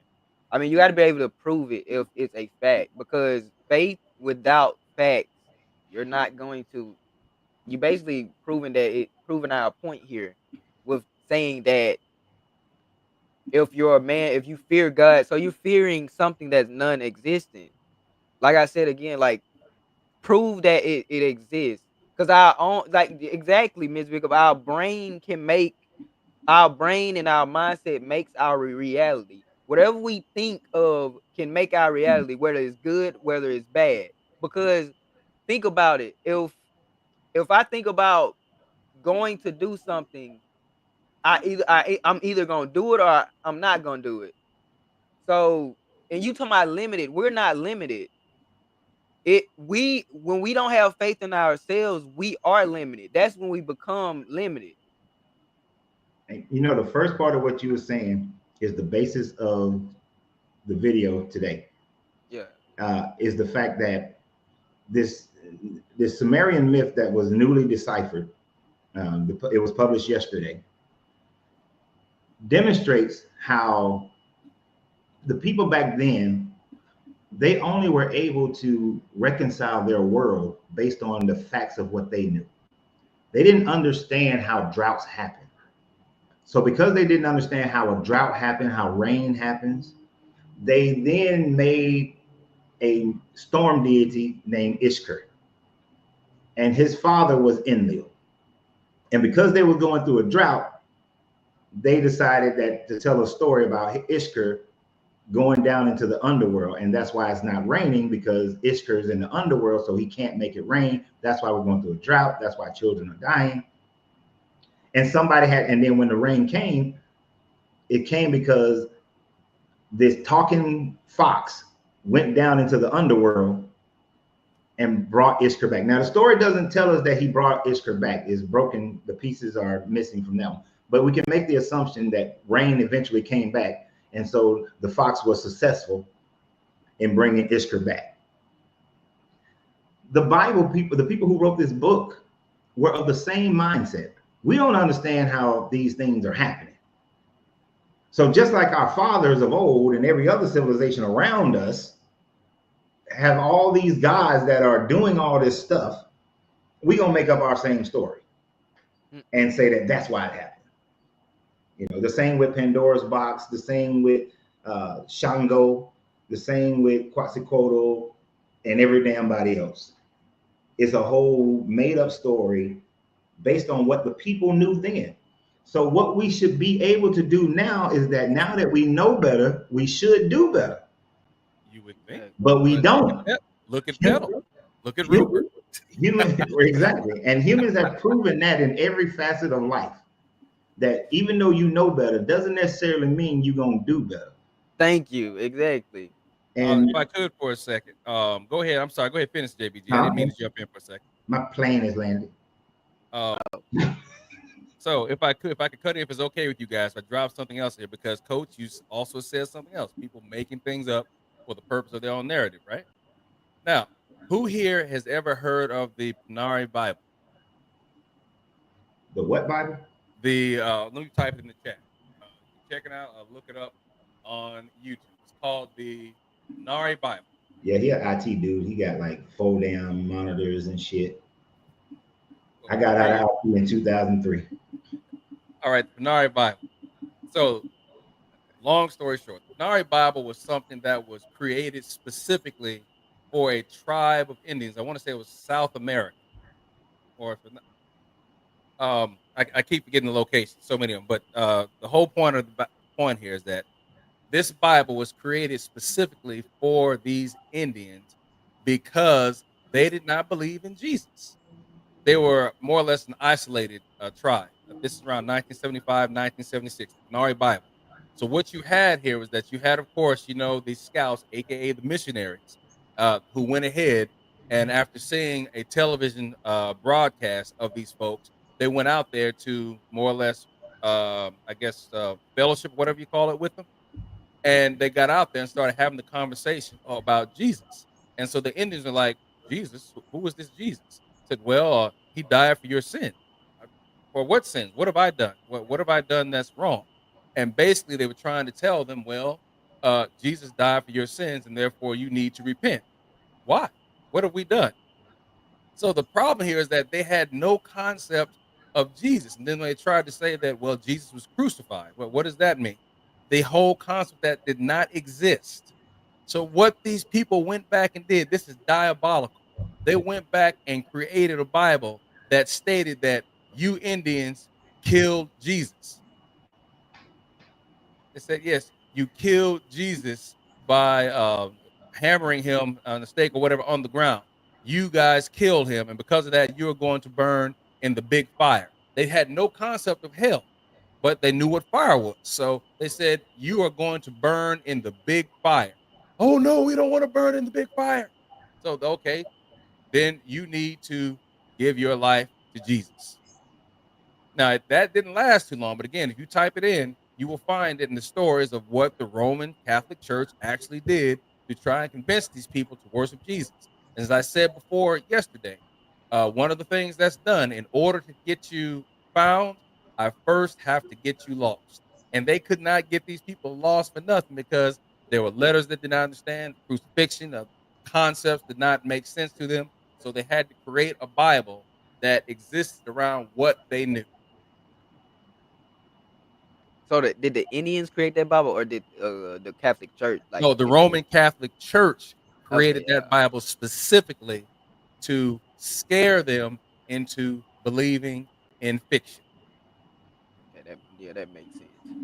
That may explain everything within the Bible for me, because I do like to learn and read different things instead of just going based off of one thing. Because it truth is forever. Like, you gotta keep learning instead of just believing in one thing, because everything got a deeper meaning to it. So yeah, somebody told me that in college, because I'm a junior in college now. So yeah. Oh, good on you, man. I'm always about the education.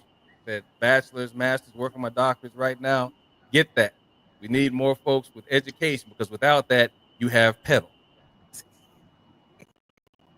We aren't, but Pedro, we aren't limited if we have faith in ourselves. We are not limited. If we don't have faith in ourselves, we become limited, because you don't understand. You have faith in something that is non-existent, and that is why you fall short from things that you can't obtain on your own. Cause some let me explain this. Rich people, poor people, all people that are same. Rich people just have more money because they believe in themselves more. They have more confidence. You okay? Yeah, I'm okay. And that's fine. That's your belief and that's your mindset. But do you have faith in yourself that you can do things without what is it? Without just relying on God? Do you have faith in yourself without relying on God? That's my question. You can't Yeah, have that conversation with someone who is, what was it? Have you ever heard this expression, Coach? Like, A person is so heavenly bound they have no no worldly earthly use. good. Yeah, no earthly good. Yeah, and No, down in the South, my part of the South, I know you're from the South too. It yeah, was, yeah, we said that, but no earthly good, same meaning, but exactly. I've heard that saying my entire life, uh, where people were saying that because some people, and this was a problem when I was a bishop in the church. Let me tell you a story. When I was not a bishop, sorry, when I was a deacon of the church, the average age of the church that I belonged to, it was 55. Mind you, I was all of 27 when I was the chairman of the deacon board. I just turned 55 last month. Damn. That was the average age. Most of them mugs were like 60s, 70s, and 80s. But they were so heavily bound in their mentality that every time we had a young couple come to the church or a young person come to the church, they were so engrossed in their traditions, how you got to dress, how you supposed to talk, how you supposed to act in church. They were so heavily bound in all those rituals and traditions that they ran young people out the church all the time. You know, young lady comes in. I remember this one young lady came in. All her dresses were club dresses, right? Other than club dresses, all she had was blue jeans. But old Baptist churches, you got to come in your Easter suit every Sunday, your big long Easter dress. Steve Harvey. So they kept dogging this girl and wouldn't let her sit up close to the front. You know, she had to sit in the back. Even when she sat in the back, they put the little cover over her lap. They made her feel so unwelcome that they were no earthly good. No earthly good at all, you know? And that used to drive me crazy because I used to tell them when the pastor wasn't there and if I was preaching, I would tell them all the time, this church is going to die with y'all because y'all cannot meet people where they at. Oh, we mentioned that yesterday. We had that conversation as well.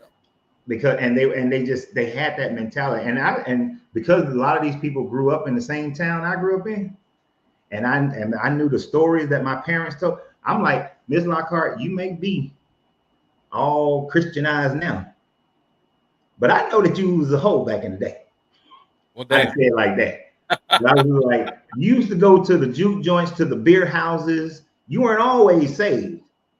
So stop acting like these other people need to walk in the door, acting like how you act at 90. She was 98 years old, acting like how you act at 98, you know, because y'all running people out this church.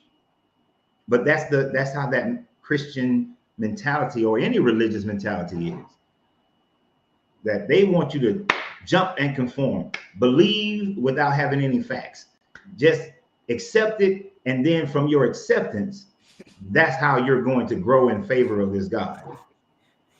And all you and damn near every last one of them were middle class to lower middle class to poor, and they weren't poor. Serious? Poor. Are you serious? Hell and yeah. being that pious? Man, yes, because they still have the mentality that poverty equals piety. When I used to tell them, you're just products of your environment. Most of y'all were born like in the 1920s and 30s and 40s. You grew up in a time frame where Black people didn't have as much access as we have today. So y'all have convinced yourself, and this one used to piss them off when I would say this, y'all have convinced yourself that there is some actual meaning to the idea of the first will be last and the last will be first. Even if I'm rich and I get in heaven last, I still got into heaven. So what does it matter if you got money or you don't? Just don't love the money. They couldn't get it because of the indoctrination of their culture and the indoctrination of the church and how Christianity was preached to most Black people in my city at that time frame. Suffering seemed to be the main thing going what you were saying that everyone believed. And I just put in the chat a citizen. And basically you just dial it up to deny or denying oneself, pretty much suffering. Oh, I didn't eat such and such because it says here to be one with the Lord, you got to be cleansed, like the fast. Oh, no, can't drink no sodas. No, you can't have anything but water. No, you can't eat. So no, you must understand suffering is where the Lord wants you to be, to understand, to be in this. Come on, people, stop. I mean, you have the thing where people say, oh, I gave myself 60 lashes for the Lord to show that I can endure the pain. Or people talking about, oh, I didn't go to this. I didn't do such and such. I haven't eaten. I haven't visited. Oh, I haven't had sex in so often because of the fact I want to be one with the Lord. Like, people, stop. That does not get you any closer to an individual that does not exist. But yet, if you are in that culture, and you are born into it, then that is all you know, and there will be no way to drag you from it until what's known as a significant emotional event, SEE. It takes a significant emotional event for someone to move from an intrinsic value, especially one that has been in your system since the day you open your eyes. Mm-hmm. And that is one reason why I don't follow or practice Buddhism, but I respect a lot of the teachings of Siddhartha, because he was, you know, he left Hinduism and became an ascetic. He thought that suffering would get him closer to enlightenment. But it wasn't, but one of the things people always say, oh, he was sitting under the Bodhi tree and that's when he came into enlightenment. What they fail to realize is that he sat under the Bodhi tree, damn near starved to death. A little girl offered him a bowl of food. When he ate the bowl of food and realized that enlightenment doesn't come from suffering, that that you can enjoy the things of life and still have enlightenment. It's just, then he went all half crazy with the get rid of desire bullshit. That's the bullshit. If he had said get rid of wants and needs, I would have been cool with him. But desires, hell no. Because I desire to have a loving wife. I desire to be a great father. I desire, you know, that's bullshit. So, but that whole asceticism of suffering has demonstrated itself to be a false dichotomy that only allows for oppressed people to stay under the rulership of those who are oppressing them. That's why this Bible tells people that whatever government or king you're born under is the one that God intended for you. The class system. You're supposed to pray for that God. I mean, pray for that ruler and respect that ruler. So this is why I'll tell, I mess with people who are Republicans and Democrats because I'm an independent. But Republicans and Democrats, I'll tell them, oh, you supposed to be praying for, if you're a Christian and you're a Democrat, you're supposed to be praying for Trump. You're supposed to follow Trump. If you were a Republican, you're supposed to have been praying for Biden and you're supposed to follow Biden. You're not supposed to be out here protesting. There's no protest. Civil rights movement should have never happened because that was going against what the government had decreed in the South. Abolition of slavery shouldn't have happened. Should not have happened. As far as people joining in the fight, should have kept it. You're saying if they follow that, you're saying if they follow the law you're speaking of. If you truly are following the Bible, there should not have been a million man march. There should not have been the walkout on Wall Street. There should not have been the Black Lives Matter. None of that shit should have happened being supported by Christians. Well, here's the thing, though. If you recall, we'll go back to 1855 to 56. You had who were known as the free radicals. I mean, the radical Republicans. They were the ones that convinced Lincoln to free the slaves. But the thing that people don't realize is that the radical Republicans were Christians. Yeah. Now, I could give you guys a whole seminar, but I'm not going. That's not what the purpose of the show is. But I'm just piggybacking on what the coach is saying. Is that because of these radical Republicans believing that these Africans are men, just like us, they should be free. They were the ones that had this needle pick and pushed Lincoln into freeing us. Now, again, I know Coach is being facetious right now, but think about it. What if people really had taken that perspective that he's speaking of? We would probably still be in chains right now, or maybe not, but just taking that perspective that he is, should that have been a thought process, things could have been drastically different. But because of the fact the radical Republicans felt that the Africans are men just like us, they should have their freedom, that's what put everything into motion, just to piggyback off of it. And Lincoln, as a Republican, said that if I could have kept the Union without freeing one slave, I would have. And if Lincoln wasn't assassinated by another Christian, Lincoln's plan was to send all of us to Liberia if he would remain president. So we wouldn't even be here. We've been in Liberia. Put us back where you got us. Exactly. Because he didn't think that we all should be living together, even though his ass was a Munjan. Munjan? Is it a Munjan or a Lungeon? You got me on that one. I'm falling short. It's this West Virginian mix of white people, Native American, and African. And these people yeah, Lincoln comes from these people who had this mixture in coming out of West Virginia. That I personally, I'm not read up on that, so I can't give a yay or nay. I'm not I really. think I think it's called a lungeon. It's either lungeon or mungin. It's some shit like that. But yeah, he was of this mixture. But that motherfucker was like, nah, I'm white. Kick all these motherfuckers out. All these black people gotta go. If he would have had his way. So if you like being a black American, you might want to celebrate John Wilkes Booth.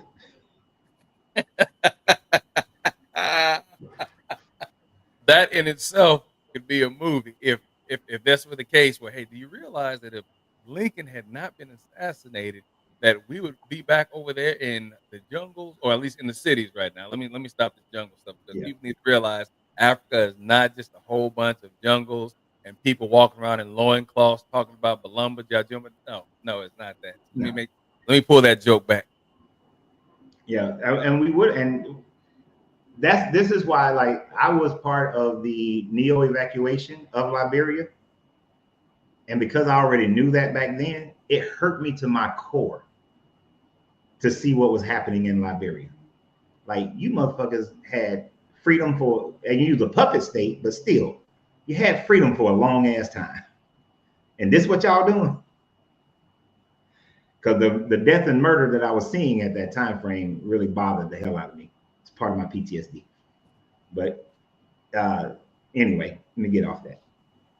Yeah, it was, but people don't think, but to bring this back full circle, people don't critically think about how this religion, or really more so how man has cultivated religion to fit whatever paradigm that they desire. Whatever narrative they want spread is how the storyline is always going to go. Right. So this Christianity, this religion, any religion for that sake, is based on whatever the culture of that day and the government of that day wants to achieve. Yes. And Christianity was cultivated to stop the Jewish revolts that was happening in and around the Roman Empire, because that's how Vespasian was able to defeat the Druids, by taking away and changing their story. So he looked for this Christianity to cultivate and change the story of the Jewish people, which coincide with the Panera Bible. Am I saying that right? Like Panari, yeah. Panari Bible. I want to say Panera, like Panera bread. Yeah, I saw that same here. But the Panara Bible, it's the same thing done over and over again. I need to oppress you. I need to defeat you. So let me create a version of a religion that's already in play so that you can be converted over. So since the Jewish people are waiting on this Messiah, let me create one for you. But let me create one that's passive, create one that supports the Roman Empire, so that y'all will stop having these damn revolts. Because the Jewish people were revolting against the Romans because they didn't want to pay the temple tax. The temple tax allowed them to not have to put a statue of Caesar in their temple and have one day of worship towards that Caesar. But the Jewish people were like, hell no.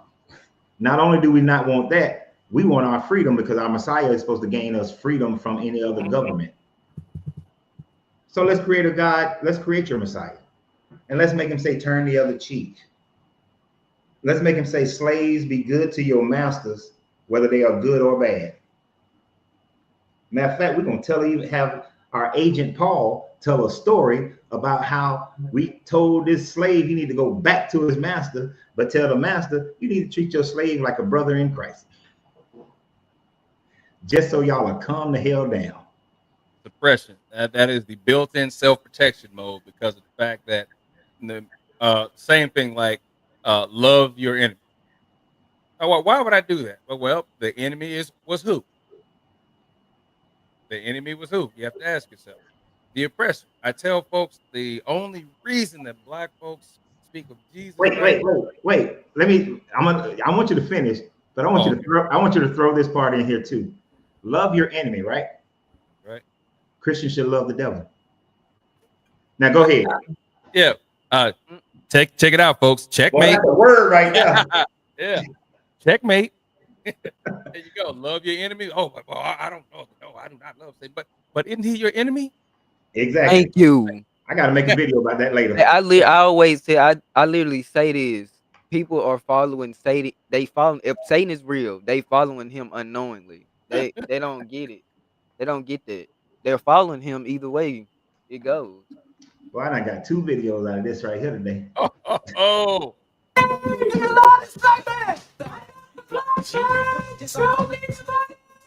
Somebody tried to tell me that Show him the money, coach.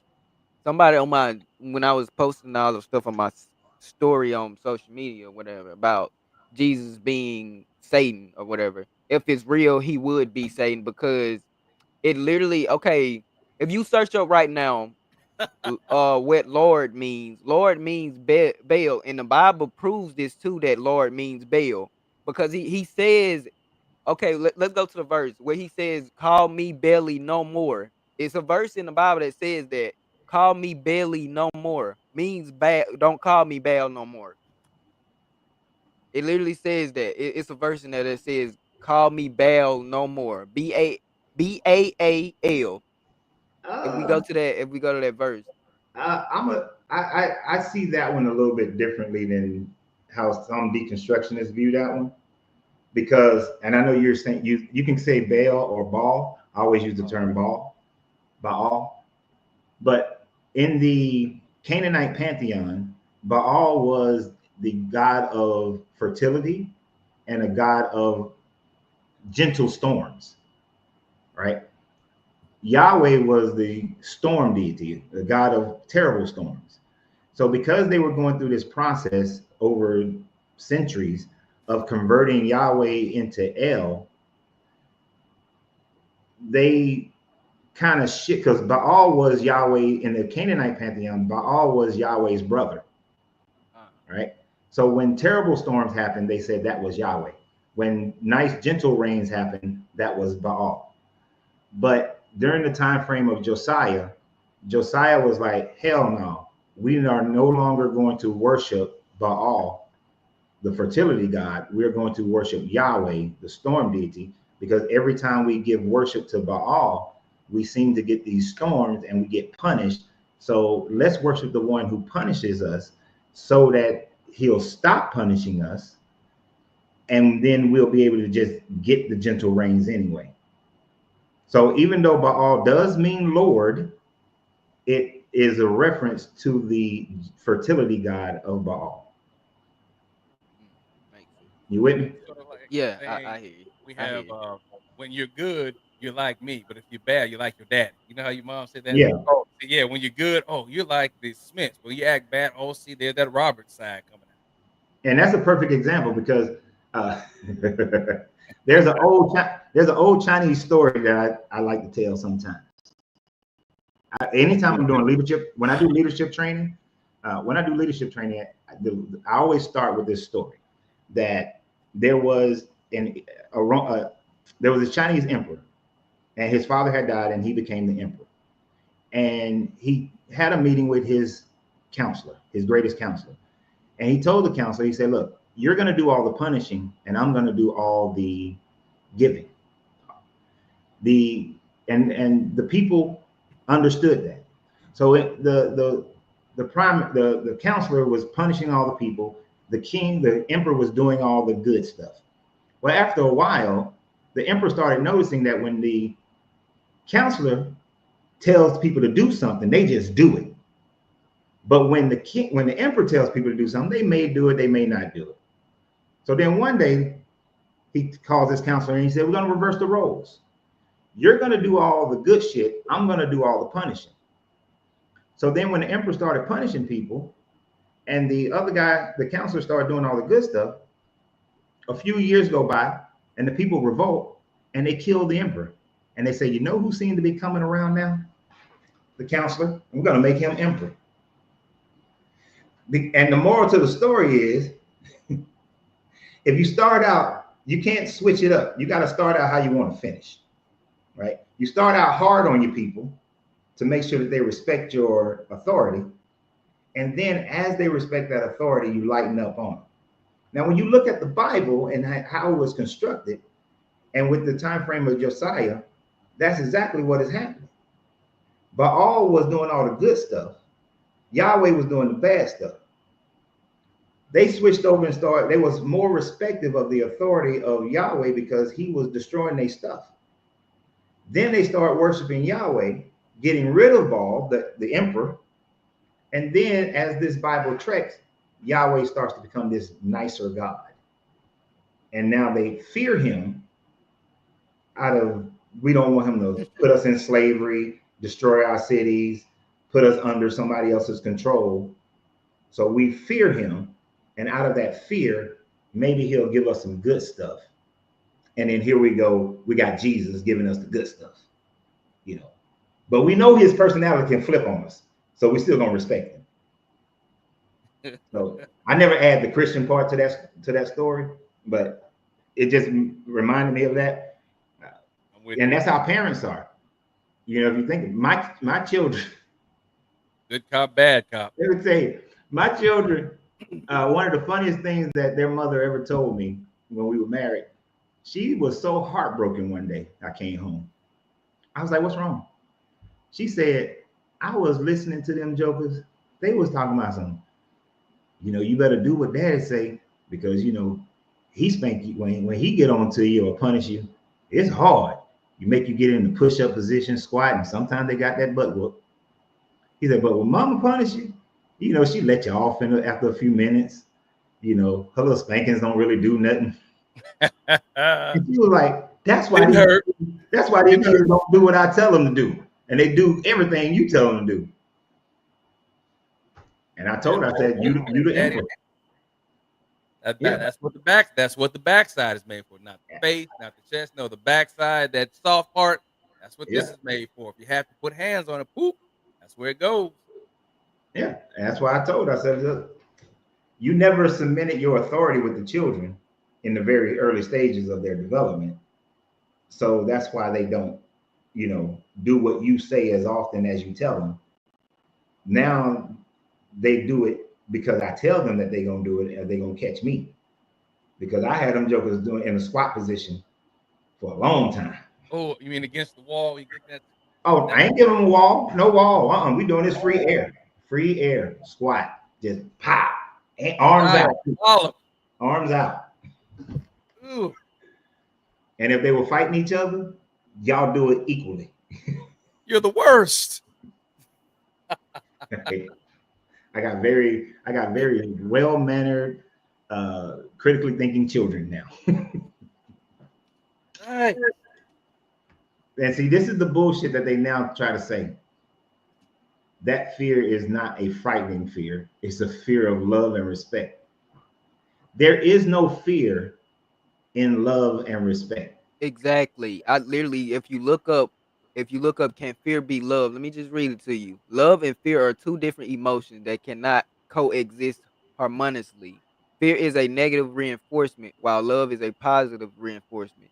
The Apostle John writes, there is no fear in love, but perfect love casts out fear, because fear involves torment. So, But what they gonna say to that, JB, is that, but don't you have to have some type of discipline? God just disciplines out of love. Isn't love discipline as well?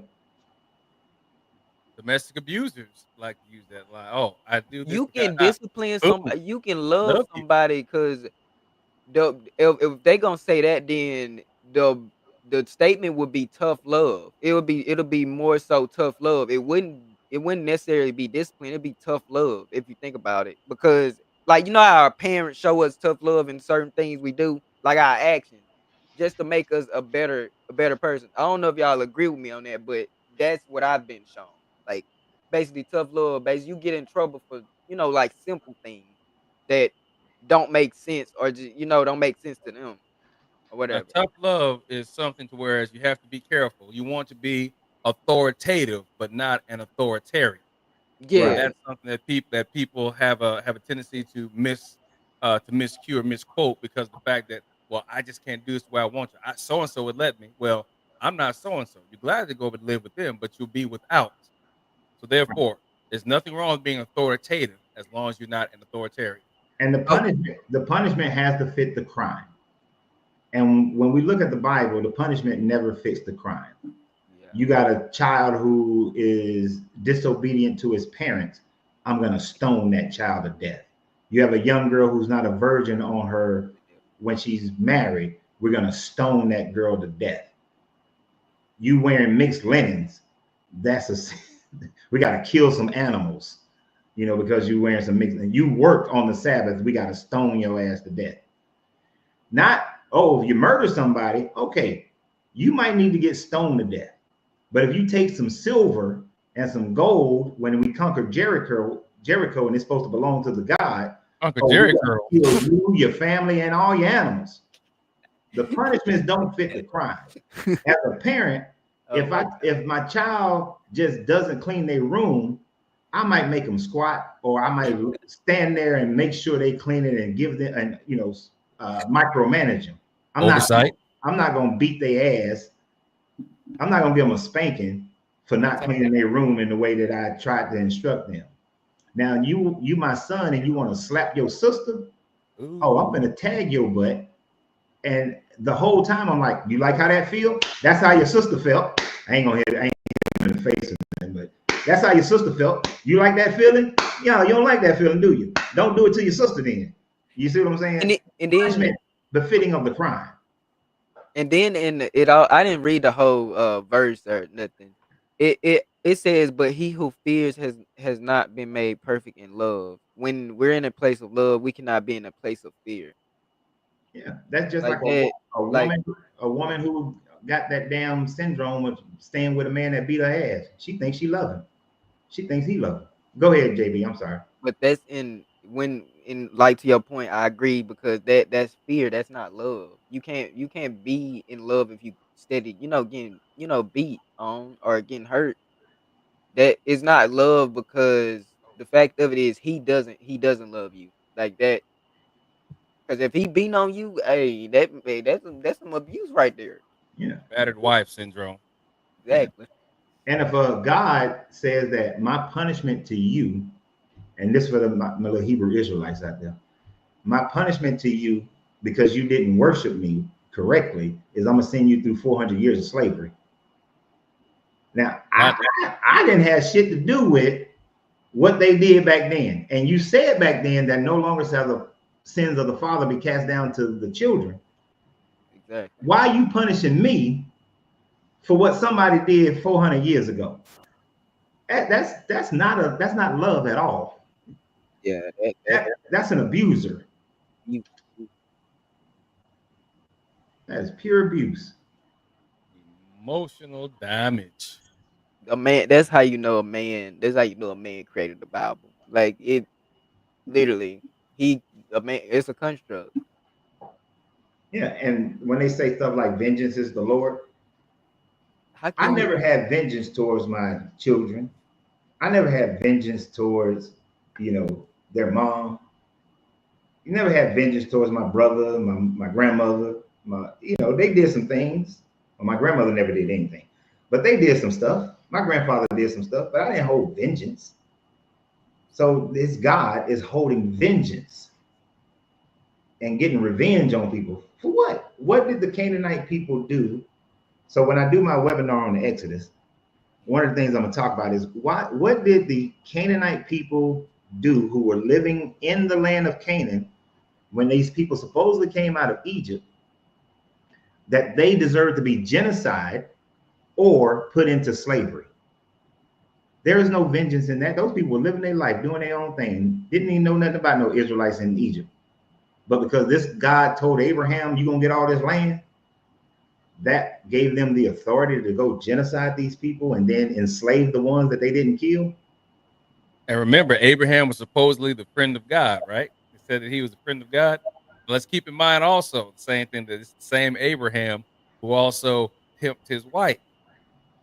Remember that? He also what? He's the same one who pimped his wife. Remember when they I've done a couple of videos on how Abraham pimped his wife. That's how he got rich, right? What's that? That's how he got rich. Oh yeah, he came back with the oxen. He had everything he desired. But when they got there, they don't need to know who I am, because But it would be this bad for pedal me. if vengeance is the if vengeance He is the did it Lord, twice. right?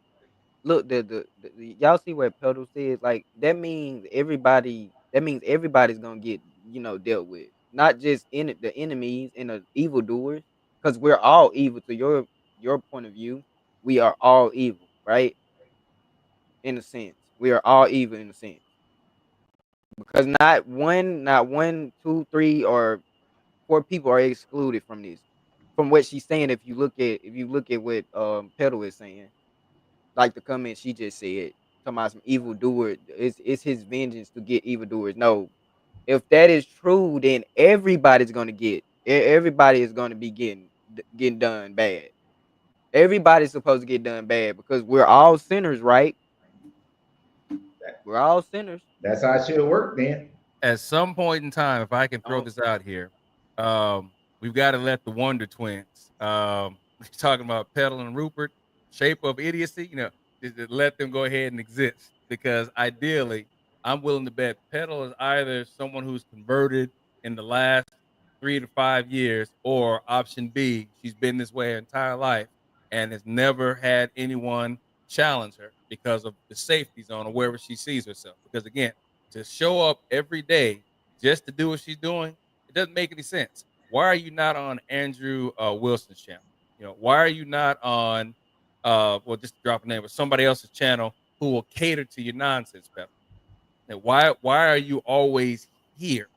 No one is going to shift tactics, because again, the proof has been put down.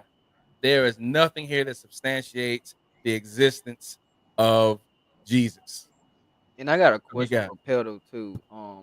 Pedal, if he does come back, it would be the end of the world. You see, y'all don't use reality with your Bible. It would actually have to be the end of the world when he comes back. It wouldn't be coming back in this day and age. The reason it wouldn't be is because he already fulfilled it, right, according to you, according to what your beliefs are. He already fulfilled it, right?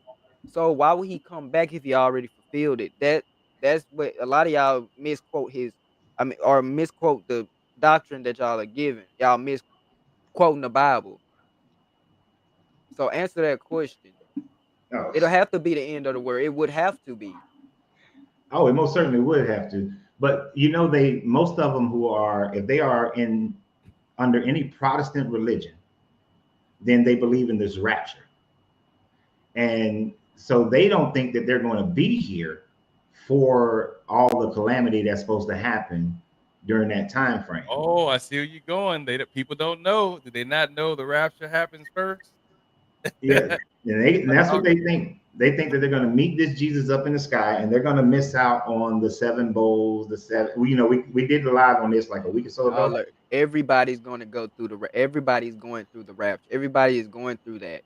Yeah, Nobody will be left out. If that is the truth, everybody's going through it. You're not going to be left out. Nobody is, because we're all sinners.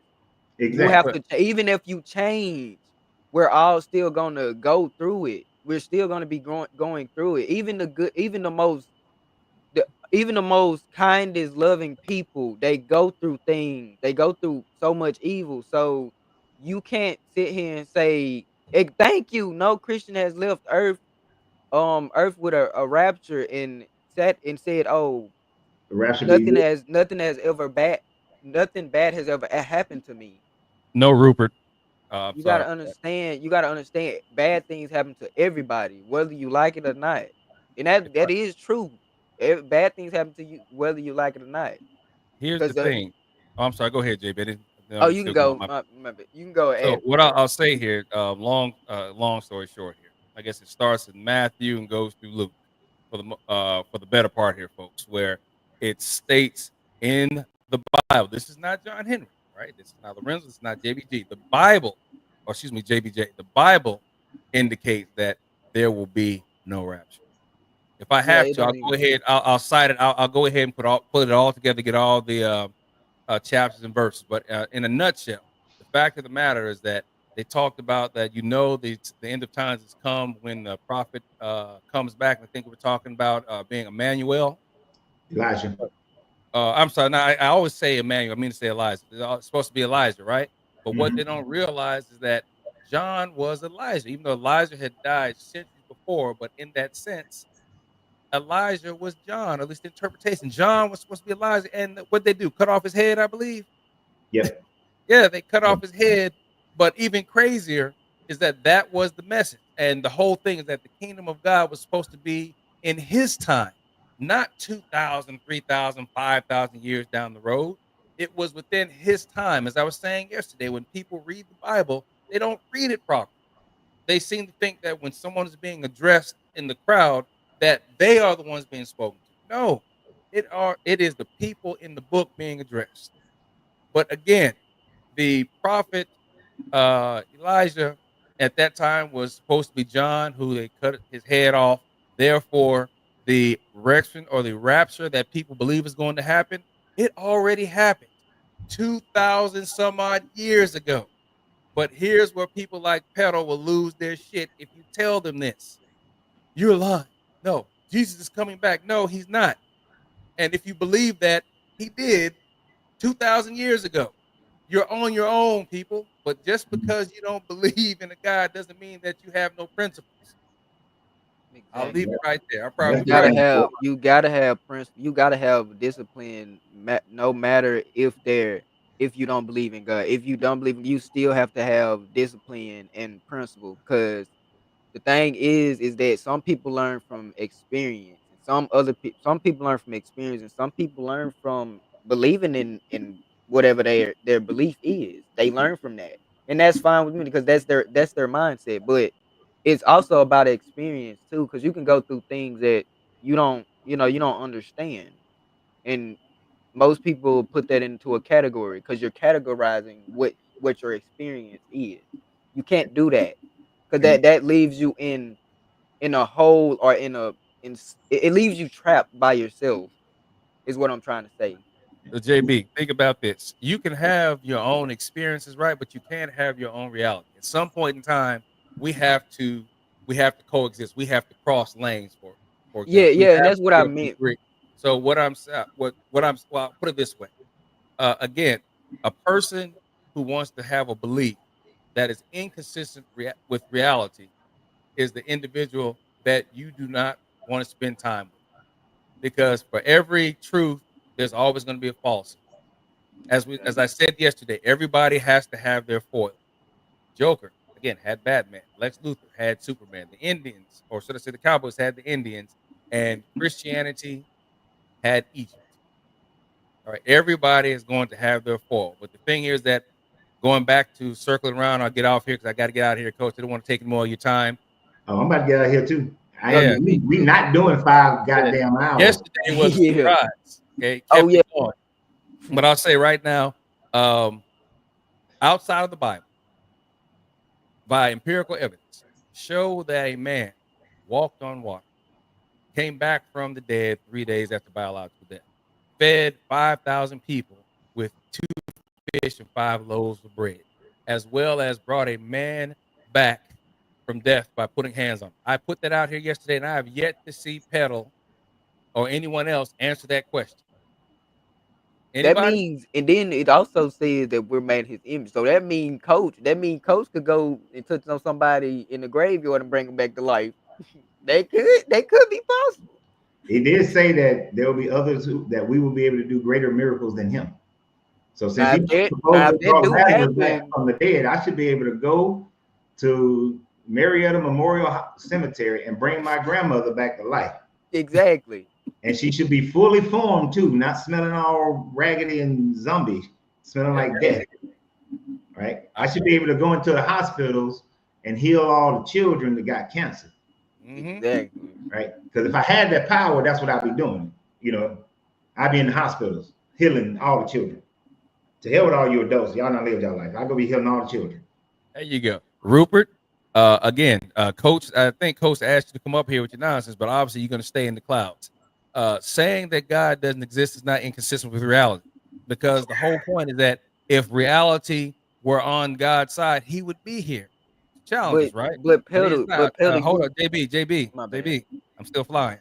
So the whole point here, Rube, is what we're saying here is that there has been a consistency of what I've stated that cannot be done, but there has not been a consistency of saying what Jesus can do because he did not exist.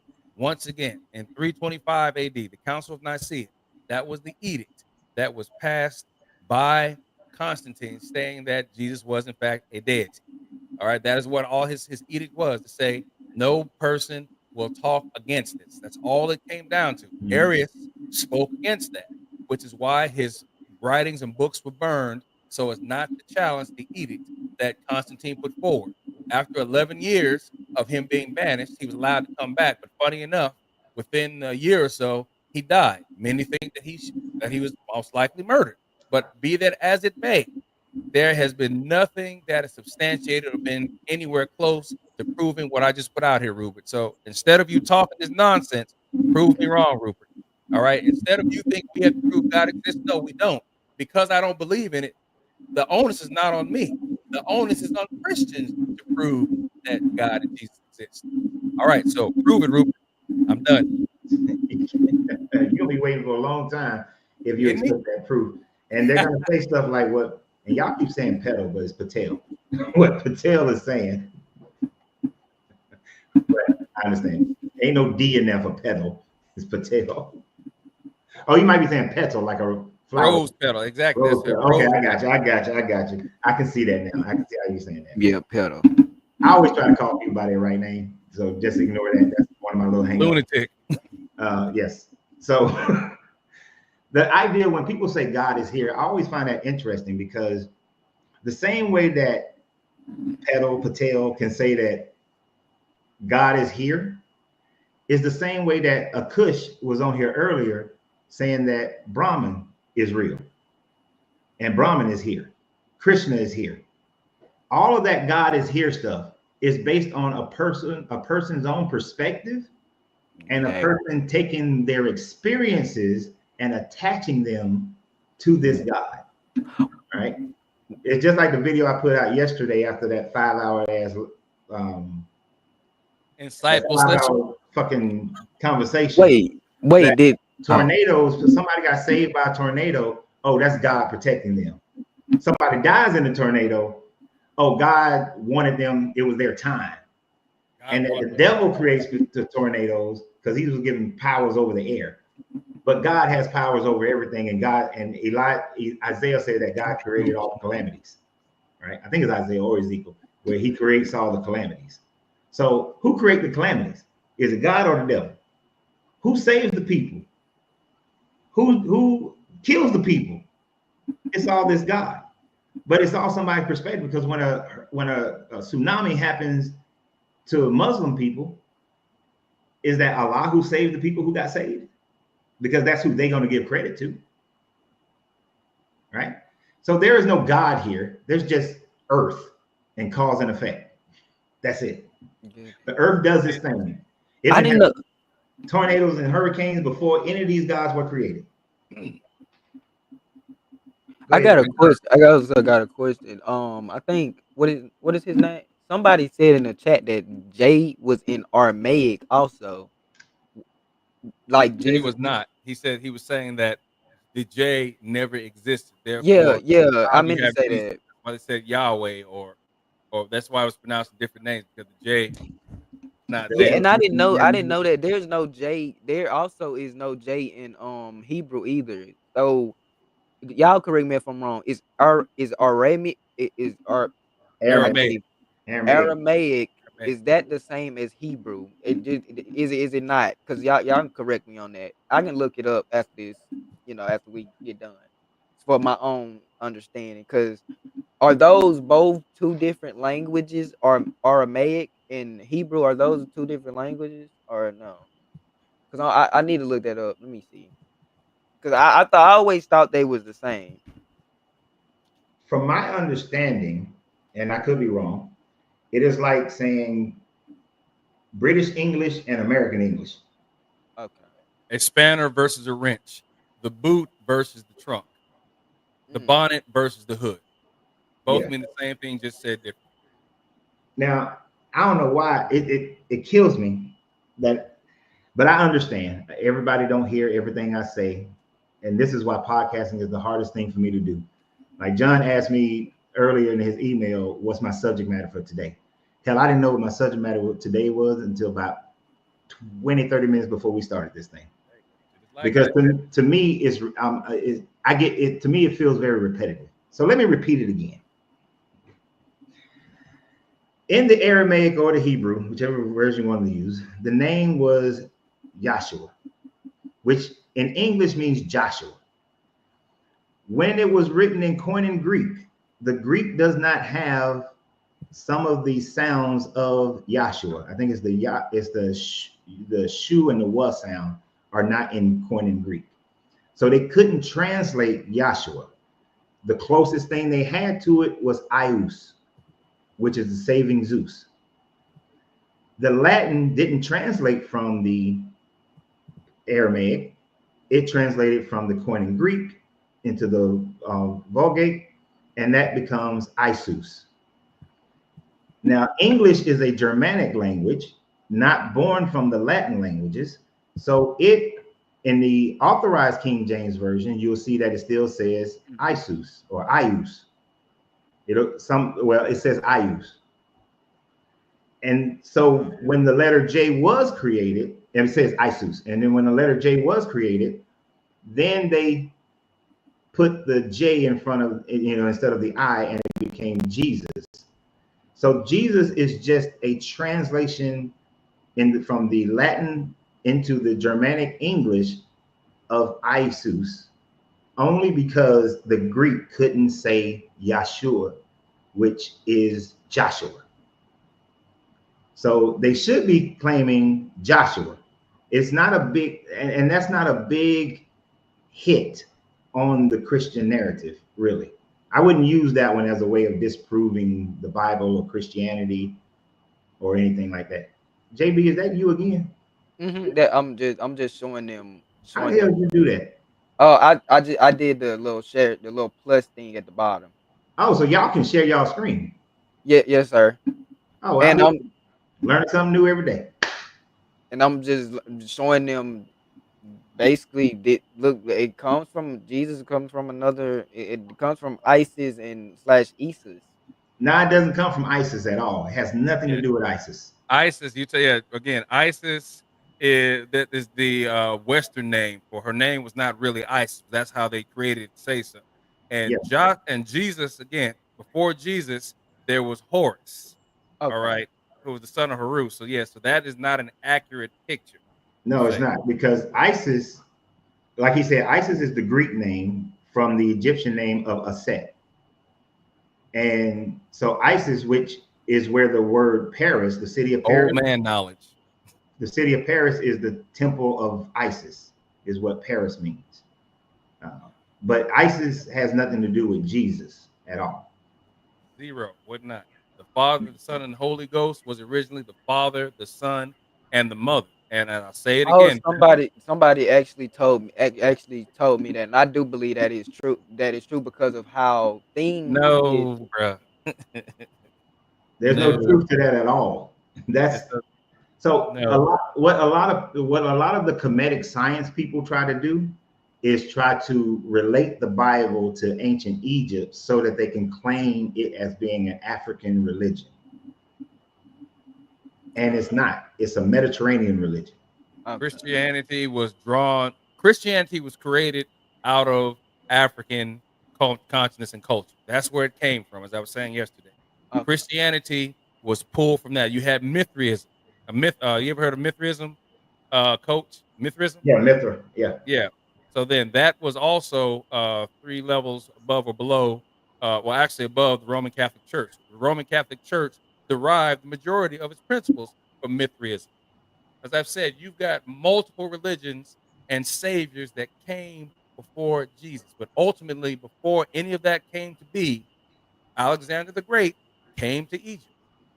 He brought with him Zeus, plus others behind him brought with them Jupiter, who were the same gods.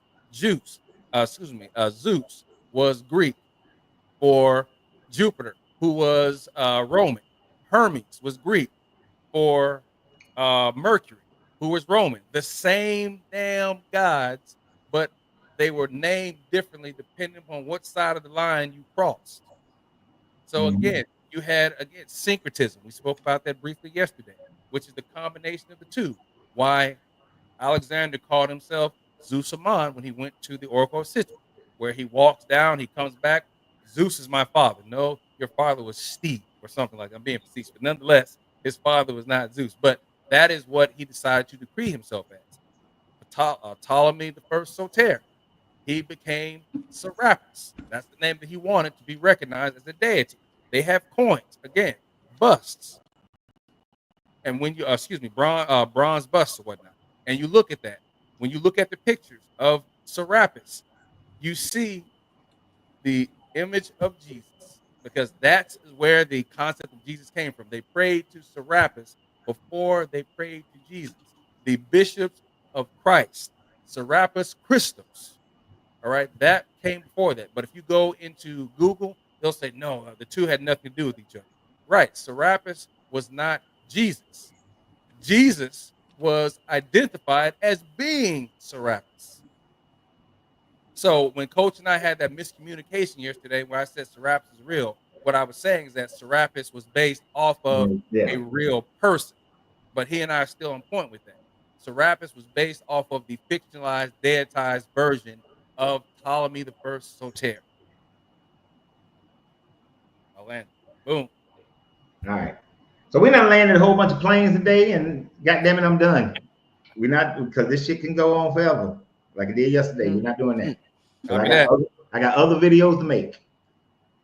So I appreciate you guys today. So we go live every Monday, Tuesday, and Wednesday. Next week on Monday, I'm having a special guest on for a while. I don't know how long he's going to be on. He wrote a book, and you're going to see some videos where I sponsor that book. He wrote a book about his journey of leaving Christianity and his process that he went through, and how he can help people, how his book helped people to go through that process. So I'll be making a video tomorrow that will have some of that information on there, where you can go and buy his book off of Amazon. And he will be a guest on the show on Monday. So we'll have a show Monday. We'll have a show Tuesday of next week, starting at 12 noon Eastern Standard Time. Wednesday, I'm getting on my motorcycle and riding to Spokane. So you'll get videos, but you won't get a live. You won't get a live that following week, because I'll be on my way back from Spokane on Monday and Tuesday and Wednesday.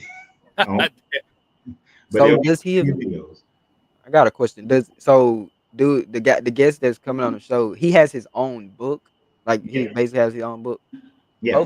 Hopefully you could hopefully whenever that does happen, y'all could share that book so I can read that book myself. I can get, because I think I'm still still into it. I'm not all the way coming out of it, because y'all, you can see some points that I make.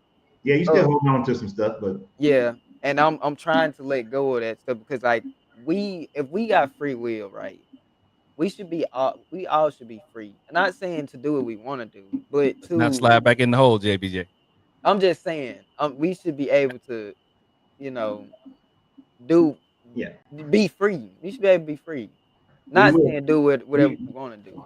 You will be, and there'll be a link to the. So when I do a video tomorrow, Thursday, about his book, there'll be a link. So every Thursday and Saturday, because he's doing a sponsorship as well. So every Thursday, and for the next 4 weeks, every Thursday and Saturday, there'll be a video put out that'll have the link in it, the Amazon link. But on Monday, when we do the live, there'll be an Amazon link to be able to get his book on that one as well. So if you don't catch those videos, definitely be here on Monday. Now, let me finish my outro. Okay, sorry. I want to remind everybody that we are having our meetup here in San Antonio, October 31st through September 2nd. Go into the description of this video, and you can click on the link, and you can reserve your room. Y'all need to hurry up and reserve y'all rooms, because I'm not paying any penalties for not having enough rooms booked. But we are close to having enough rooms booked, so I need a few more people to reserve their room. there's free breakfast and free dinner at the hotel when you reserve your room. And then every meetup that we have is going to be in a place that's free. So not charging. This is not about me making any money off of anything. All right. But I am doing a webinar in middle of August. That link is also in the bio. Sign up for that, which is The Greatest Lie Ever Told, the Exodus story. And just as a recap, this video started out, and of course, like all videos, they go in many different directions, many lives. The Sumerian myth that was translated today, you can see how people created this myth in order to tell a story about what was happening in nature. This is the same thing that happens with the Bible. So if you missed it, go back, start this video over, make sure you share it, make sure you subscribe to the channel. And I want to thank John and JB for coming up today. Y'all make my life easier when people come up, because then I don't have to just hear my own voice. So, hey, I'm glad to be glad to be here, because this video ain't pop up for no reason. Or your channel didn't pop up. Yeah, folks, I'll be live myself a little bit later on, probably tomorrow and Friday as well. But Coach, thank you for inviting me in here. I appreciate that, man. Yeah, so y'all go John, I need to go. John's channel is at 1970 John Henry. I'm guessing that's when he was born. So he 54, 55 right now. 55. That was a movie where a guy was like, I'm 55 years old. I've been waiting to be 55 so I can say I'm 55. So y'all have a great day. Always remember, you got to free yourself to be yourself, because your greatness is non-negotiable. Good journey, good vibrations, and we out. Till next time.